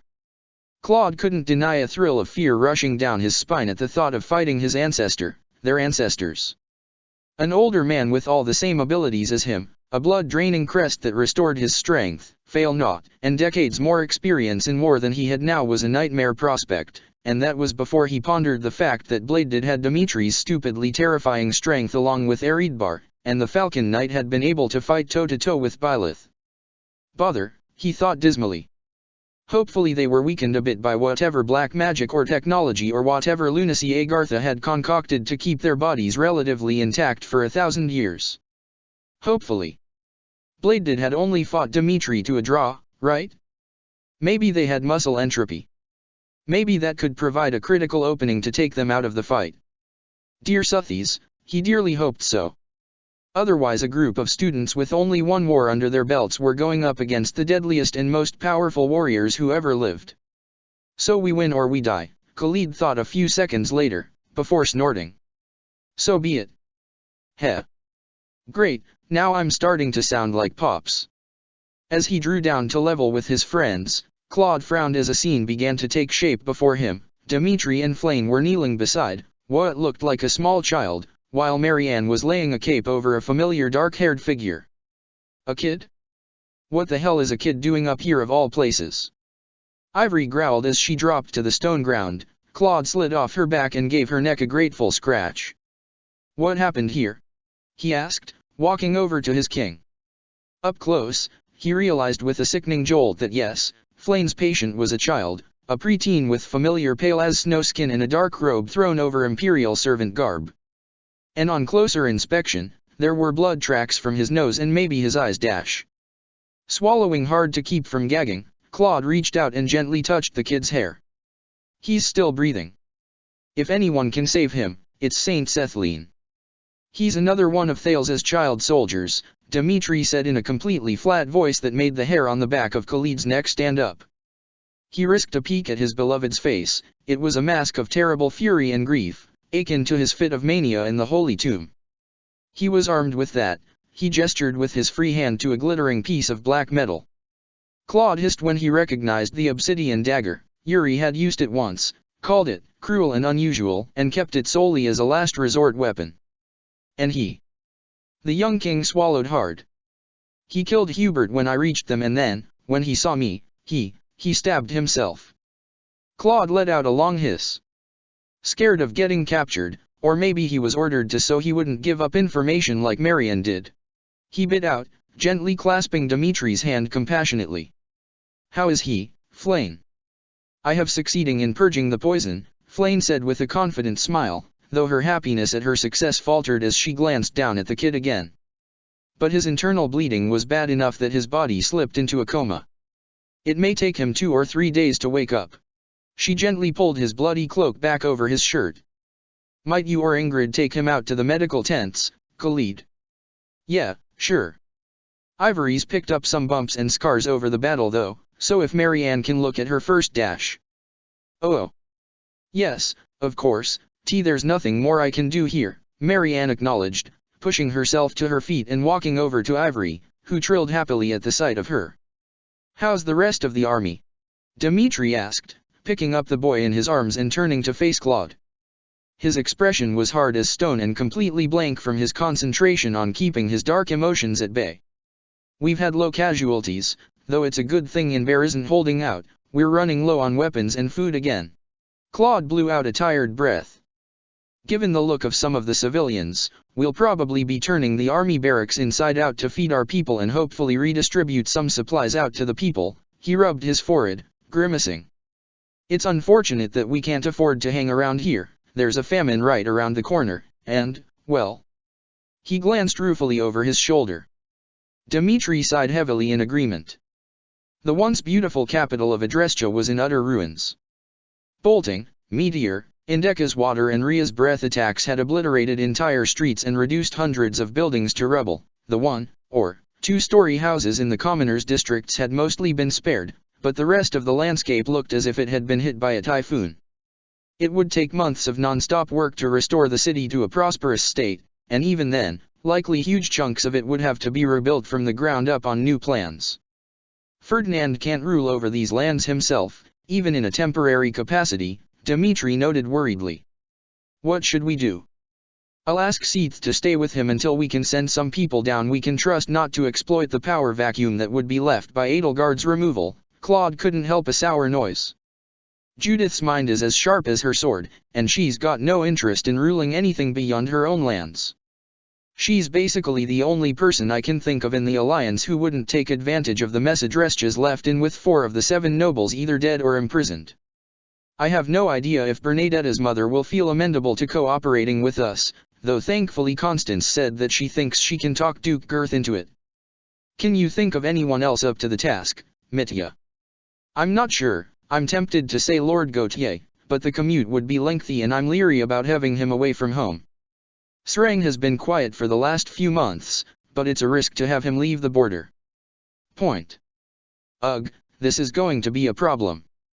The longer we stay here creating some kind of political structure, the longer Thales has to prepare Shamhala's defenses. Fuck it, I'll ask Byleth to lean on Ria to stay here until we send out the call for all forces for the plunge. Her presence will make the common people feel safer and happier, and she's been alive long enough to know her way around human politics. That's probably for the best. We still have to let the army rest and recuperate after this, time isn't on our side. Atra's voice drifted from behind him. Claude turned around to see the tired-looking black-haired girl reach the top of the stairs, Glenn and Felix at her heels. Byleth is on her way, along with the other leaders. The city has fallen. But the palace has not, Claude reminded her. Which means we're not done yet. Of course, Atra looked upward, her brow furrowed. Have you seen any sign of the Emperor since she retreated to be healed? No, Dimitri said shortly, his head lowering slightly as he grimaced. Hubert was making his way back inside. I might be wrong, but I don't think she had any escape plan from the city. Well, what would be the point of it? Glenn asked, crossing his arms. Her people despise her to the point of revolt. We've taken most of the land from her, and the last of her noble supporters have been captured, killed, or turned against her. If she fled, she wouldn't be an emperor anymore, and I doubt that she or her children would have much of a chance to reclaim the throne. She's too proud to live as a refugee, Felix snorted. No, she'll be here. Thales brought her into his circle for a purpose, Atra said quietly. Marian said that she had the crest of flames, and that he gave it to her. But that's impossible, isn't it? Marianne protested as she walked to rejoin them, holding Ivory's reins. No one has ever carried two different crests at once, at least, never in recorded history. Even knowing how they were given out, they collectively winced at the reminder, including Glenn. Felix must have told him. I wonder if he included Rodrigue in that fun little discussion. If they could given anyone two crests instead of just one, why not do that for all the elites? To have the powers of two different crests, you'd be even stronger than all of us, right? Something flickered across Dimitri's face. He looked up at the sky as if searching for someone. Well, they've messed up the crests with their technology before. Bernadetta pointed out, surprising him. His little sister looked like she was thinking hard. Like yours. Maybe they tried to give someone two crests before, but the way they did it caused a degenerative factor to kick in. That thought hung in the air like a cold blast of wind for a moment. We'll have to ask, Dimitri murmured. Claude blinked at him. Ask who, Mitya? I mean, it's definitely a priority to try and capture more Agarthans that are higher up the rank than the kids they've been throwing at us, but it'll take some doing to make them cough up anything. Dimitri gave him a strange look. She didn't tell you anything? I know she begged Byleth not to say anything, but you've never left well enough alone when secrets are involved. She. Claude parroted, not liking the sinking feeling he was getting in his stomach. A loud series of cheers echoed up from the streets, followed by the thundering of hooves and wing beats. Claude turned around to see Byleth, Rodrigue, Judith, Indek, Rhea, and Seath cutting across the rubble of the main gate toward them, followed by their fellow students and then the rest of the army. Lysithea, Constance, and Cyril swooped down from the sky, alighting a few meters away and dismounting to join them. They looked dirty but otherwise unharmed from the battle. Constance paled a bit as her eyes settled on the boy in Dimitri's arms. More of them? Why do we keep finding them in places like this? She asked despairingly, walking over and gently stroking the child's hair. How could Agartha show such apathy to the safety of their children? Dimitri shook his head silently, his expression twisting with pain as he looked down at her. Would you take him out to where the other wounded are resting? Give him a guard, just to be safe. I don't think he's armed with anything else. To be honest, I'm more afraid of him hurting himself. Byleth climbed the rest of his steps and stalled mid-stride, staring in horror at the boy for a moment as Constance took him in her arms. I will be back soon, the blonde promised, her Pegasus kneeling so she could easily remount without needing her hands. The palace is quiet, Lysithea noted, craning her neck to look up as the others formed a rough circle around them. What do you think is going on in there? My best guess? Thales is giving his men orders to do as much damage to us as possible before retreating. Claude said darkly. That will include the Einherjar. Will Thales truly risk his most powerful assets to cover a retreat? Rodrigue asked warily, eyeing the double doors with deep suspicion. I don't think they'll have orders to fight to the death, but I do think killing us will be high on their priorities. Khalid began to pace back and forth, thinking furiously. The palace isn't exactly small, but the various rooms and hallways can easily be turned into kill boxes by mages using warp, rewarp, and bolting or meteor. They won't be concerned about collateral damage, so everyone needs to be on high alert for the ceiling or floor being targeted. Something crossed his mind and he cursed before adding, I also remember reading somewhere that the palace actually has internal ballistic weapons, specifically they're a pair of sophisticated magic targeting and firing system that launches the attacks from the ceiling, but the mages operating them are sequestered in a hallway in a hidden room. Not to mention the various halls and rooms are big enough to accommodate the demonic beasts Agartha and the Empire have been so fond of, so we have to go in prepared to kill those as well. I remember seeing the ballistics during my last official visit to the capital, Judith mused, scowling. They're going to be a major problem. I don't know how the targeting system works, but somehow it allows them to perceive the entirety of the ground floors. Phew, Khalid hissed in frustration. I know it was a long time ago, but do you remember where the operators will be holed up? I'm not sure, but there's a chance I'll remember when I approach the general area they're in," Judith said with the shake of her head. "The machines and the room itself captured my interest, but they're the only damn thing I remember about those 3 weeks. I've been in the palace before as well," Byleth said, in the quiet way her voice dropped to when she was thinking hard. "It's been a while, but I distinctly remember that the rooms were behind hidden doors in hallways. I can't afford to not be present to bait the Ainherjar, so I can't try to root them out myself, but I hope that rules some areas out." "You can't fight them alone, Byleth," Leonie protested. "There's 3 of them, and 2 of them have mirror versions of relics. You could get overrun." "She won't be alone," Rhea responded firmly, grasping the hilt of the sword of Sirios at her hip. "Wonder why Makul named the sword after its primary wielder rather than calling it literally anything else." "The goddess will guide our hands," Seath said, shifting the spear of Isil on his shoulder. Bernadetta frowned in worry, biting her lip a few times before offering the inexhaustible to Indek. He patted her head and accepted it, giving her the killer bow he had been using in exchange. "Our hands is right," Khalid said firmly. "Dimitri and I will assist as well, at least. Lord Rodrigue, Judith, if you two would make your way to the throne room and try to locate the Emperor or Thales. Atra, take," he waved a hand, sizing up his fellow classmates. Glenn, Ingrid, Raphael, Marianne, and Lysathea along with some of their troops to find and seize one of those ballistics. Felix, you, Bern, Annette, Didu, Leonie and Lawrence take the other one. They'll be planted on opposite sides of the palace for maximum coverage, so hug the walls and keep an eye on the ceiling. Mercedes, Marianne, Flane, you 3 need to stay as mobile as possible to reach every deployment for healing purposes. Ash, Ignatz, and your battalions will act as your immediate guards. Are you sure you don't want more relic wielders at your side to confront the Ainherjar, Claude? Lawrence asked worriedly. Regardless of their current state of undeath, they are the most powerful and storied warriors in Fodlan's history. They wield relics of their own. Would it not be wiser for all of us to converge on them? I understand, Lawrence, but I don't think they'll be fighting to their full capabilities. And there's something else, Khalid couldn't help but chuckle a bit. You saw the new face's very mature and measured response to Thales's orders at the end of parley, yeah?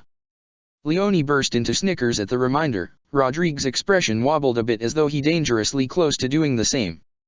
Judith didn't bother, cackling outright. Oh yes, it's nice to see that being a little shit runs in that particular family, she said with a grin. Lawrence sputtered while Glenn grinned and Sylvain laughed outright, Ignatz burying his face in his hands out of a mixture of sheepishness and mortified laughter.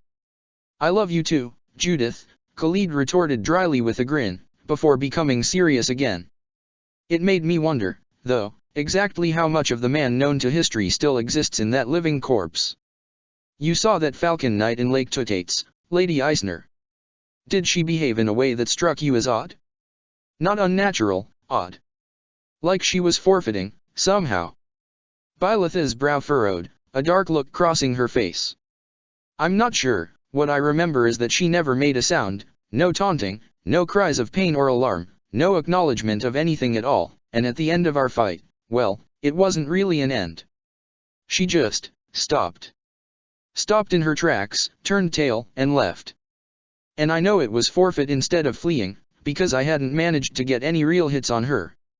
When I fought that man in Brigid, Dimitri started, faltering a bit as he remembered the fight, how he'd looked at the walking corpse and seen his father.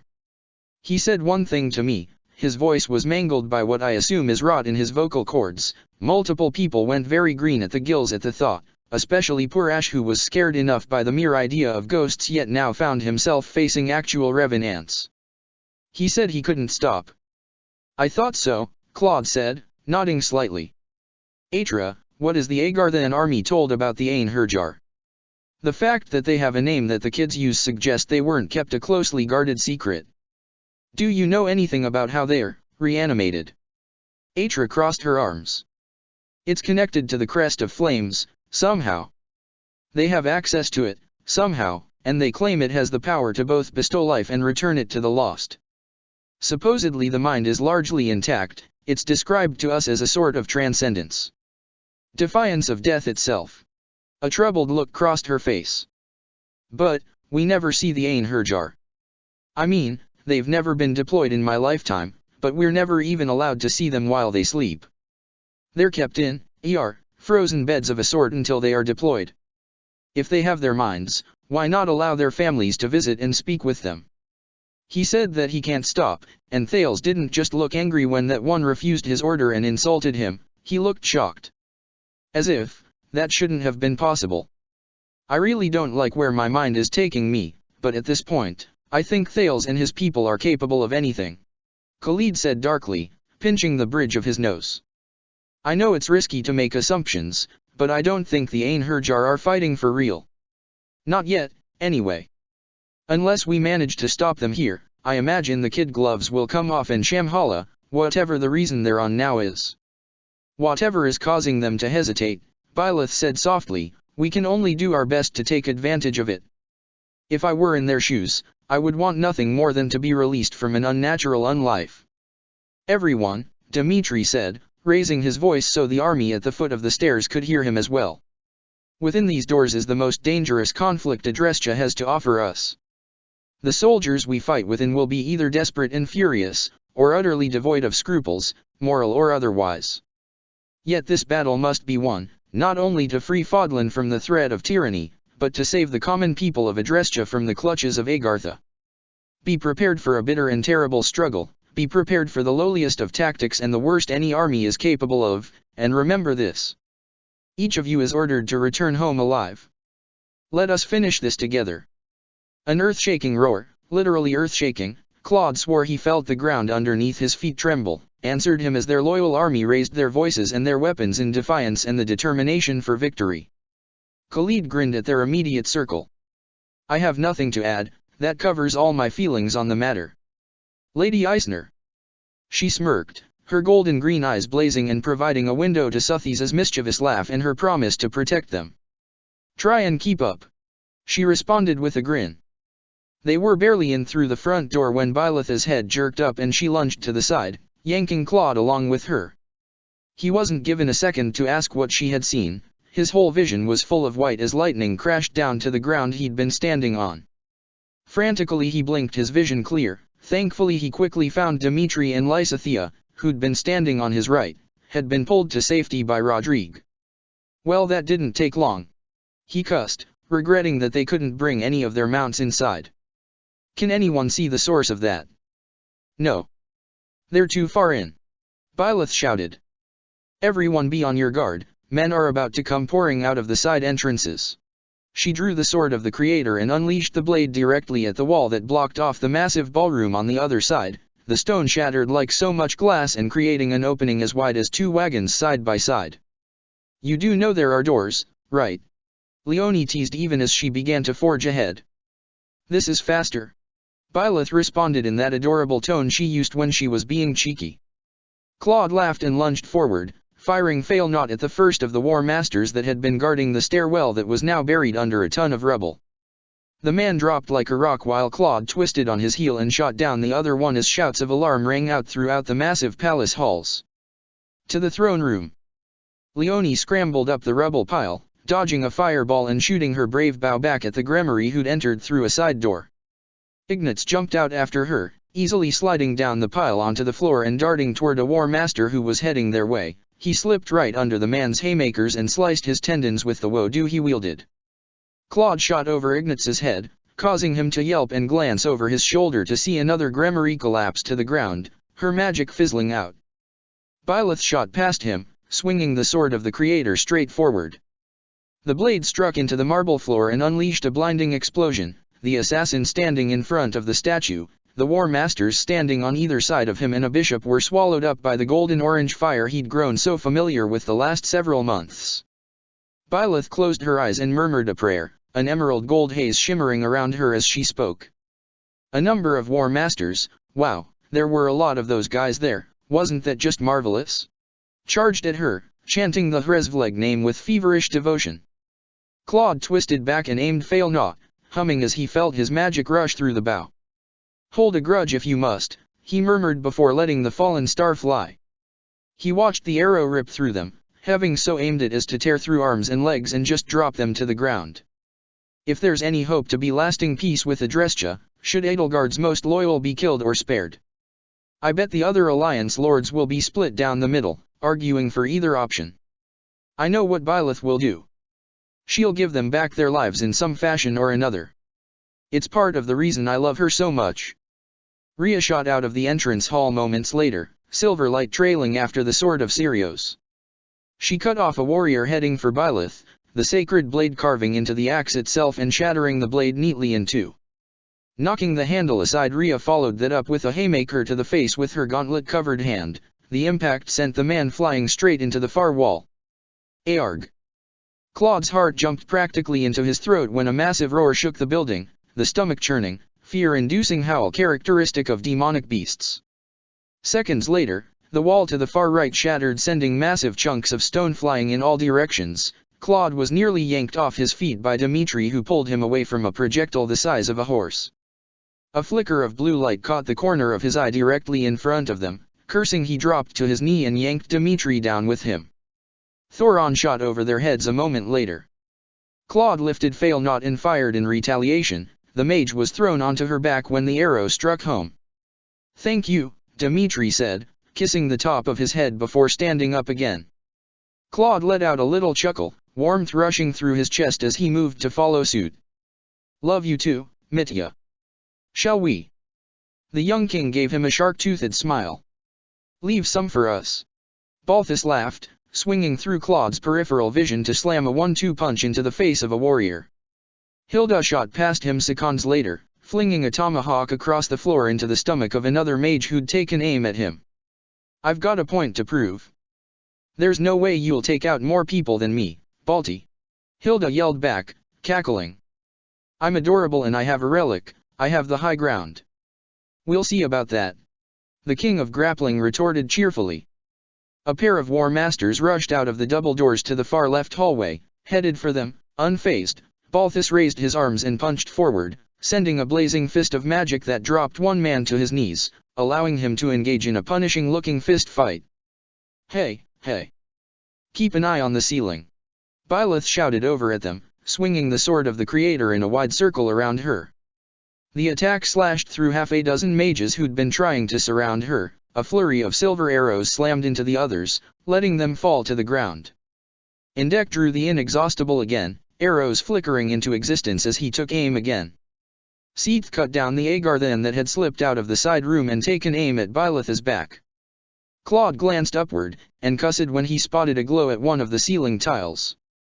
"Judging by the trajectory, Ignatz, think fast," he warned his green-haired friend as Dimitri darted forward and threw a javelin at an assassin at the doorway several dozen yards ahead. Ignatz let out an incomprehensible yelp, almost threw Flane forward and then jumped forward, tripping over his feet in his haste to get out of the way. With a crackle and crash, an arrow of reddish rose light fell from the ceiling and struck the tiles he'd been standing on a moment ago. The cold stone and marble melted under the impact, creating a 2-foot crater into the floor. Claude readied Fail Not and fired at the mage taking aim at Dimitri, shooting down one after another as he slowly made his way toward the massive double doors that concealed the throne room from them. His king was forward and in the thick of things, swinging Eridbar back to block a sword strike and then bringing it back and down to break through the weapon and slash the hero's chest open. Seeing as Mitya was managing for the moment, Claude took cover behind the statue of King Wilhelm that graced the middle of the ballroom and took aim as Byleth, Rhea, Indek, and Seath all converged on the titanic demonic beast that was busting down the wall to get to them. "My moment has arrived." Byleth had wrapped the Creator's sword in whip form around the creature's upper arm and sliced it off, Indek shooting holes its bulging legs. Claude provided the finishing touch by launching Fallen Star at the beast's head, aiming for the eyes. There was something grimly satisfying about seeing the arrow rip through the titanic beast's eye, out the back of its skull, and then twist back around and ram another hole through it to take out the other. With a shuddering screech, the beast swung its head down as its magic armor shattered. Byleth jumped back several feet and flooded magic along the blade of the Creator's sword before swinging it upward on its full length.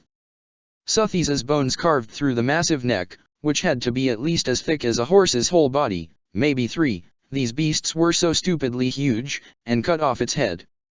It fell to the ground, head and body alike dissolving into dust before it could destroy the floor and collapse into the basement. Claude quickly turned his attention back to Dimitri, shooting down another mage trying to sneak up on him.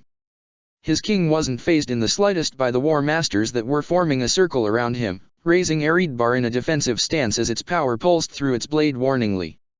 Glancing up at the ceiling, he cursed to himself and yelled, "Dimitri, heads up." Then he shot the man to his right in the back. Dimitri, needing no more prompting, threw himself through the opening in the formation. Seconds later the ceiling ballistic fired again, striking one of the war masters instead. Not slowing down at all, Dimitri whirled around and stabbed the final enemy through the shoulder, dropping him. Claude grinned, then swore as an arrow whisked right past his face. Whirling around the other side of the statue, he leaned out and fired back at the sniper who'd nearly hit him. The man dodged, but in doing so jumped right into Hilda's range and got a silver axe embedded in his face. "Dimitri, watch the door." Byleth's frightened yell got his attention. Claude whirled, stepping out from around the statue to see one of the double doors opening, and a golden flare of light burning within. Driven by instinct, Claude leveled "Fail not, Artemis, I'm sorry, please help me," and called on the memory of all the times he'd shot arrows out of the air since he'd first picked up the bow. Then he let arrow fire and ran forward. Two "Fail not" arrows clashed in the center of the room, cancelled each other out and exploded, causing a shockwave that threw Dimitri backwards, obliterated the statue Claude had been standing behind moments ago and knocked him over as well, though thankfully he wasn't winded, filling his vision with blinding light. Rolling onto his knees and staggering to his feet through long practice, Claude stepped over Dimitri and took a defensive stance in front of him, blinking the spots out of his vision until his eyes focused on the figure that had stepped through the doorway and pointedly closed it behind him. 2 rounds of bolting crashed down on the ground. Byleth was swearing with an edge of panic in her voice, which led him to think that it wasn't Constance's doing. Regan jumped down the stairs, swaying slightly as he straightened up. His movements were awkward, slightly drunken, like his legs couldn't quite support him. He held "Fail not" in a steady hand, and he wore a long cloak with a hood up that covered most of his face in shadow, except for his eyes, which blazed like falling stars. Claude felt a shudder go down his spine as he looked at the other man, but it was quickly overwhelmed by both anticipation and excitement. "I finally get to see you," he said breathlessly as Dimitri scrambled to stand up. Can you speak? I have so many questions only you can answer. You don't look to me like you want to be here, so maybe you can just surrender and talk instead." Regan tilted his head for a moment, then let out a low, rumbling chuckle, his lip curving upward into a set half smile. "Why, you're silly," he rasped out, his voice almost fond and deeply reminiscent. Then he shuddered violently, bands of black-violet light surrounding his body and pooling underneath his skin. He breathed out harshly, anger and venom dripping off his voice as he spoke again, with resignation lying underneath. "If only it were that easy. So there is a catch to being brought back from the dead by Agartha," Claude tsked, trying to ignore the existential dread that swamped him when he spoke the words. "I figured. So I'll try and make this quick, all right, Gramps." Regan's smile widened just a bit. "Is that all right?" He brought his mirror "Fail not" to the ready. Claude's heart nearly dropped into his stomach. "Artemis, I'm sorry, please lend me your strength," and he blew out a breath to steady himself as he faced down the scariest opponent of his life. "Claude," Dimitri said warningly, appearing at his side. "Together?" Claude asked cheekily. He hoped it would make him smile, and it did. For the split second before Regan fired at them, forcing them to spring apart. Claude sent a wink at his beloved before firing in retaliation. Regan barely moved, just leaning to the side to avoid the bolt before moving his bow around and shooting again. Claude dropped to one knee, feeling the heat of the arrow whisking over his head by inches as he pulled the bow taut again. Dimitri met his eyes for a split second, mingled determination and fear in his gaze. He didn't need to say anything to get the words across, and he could feel Byleth's gaze following them. She tried to get back to their side. Together. Check the description for the links to the author.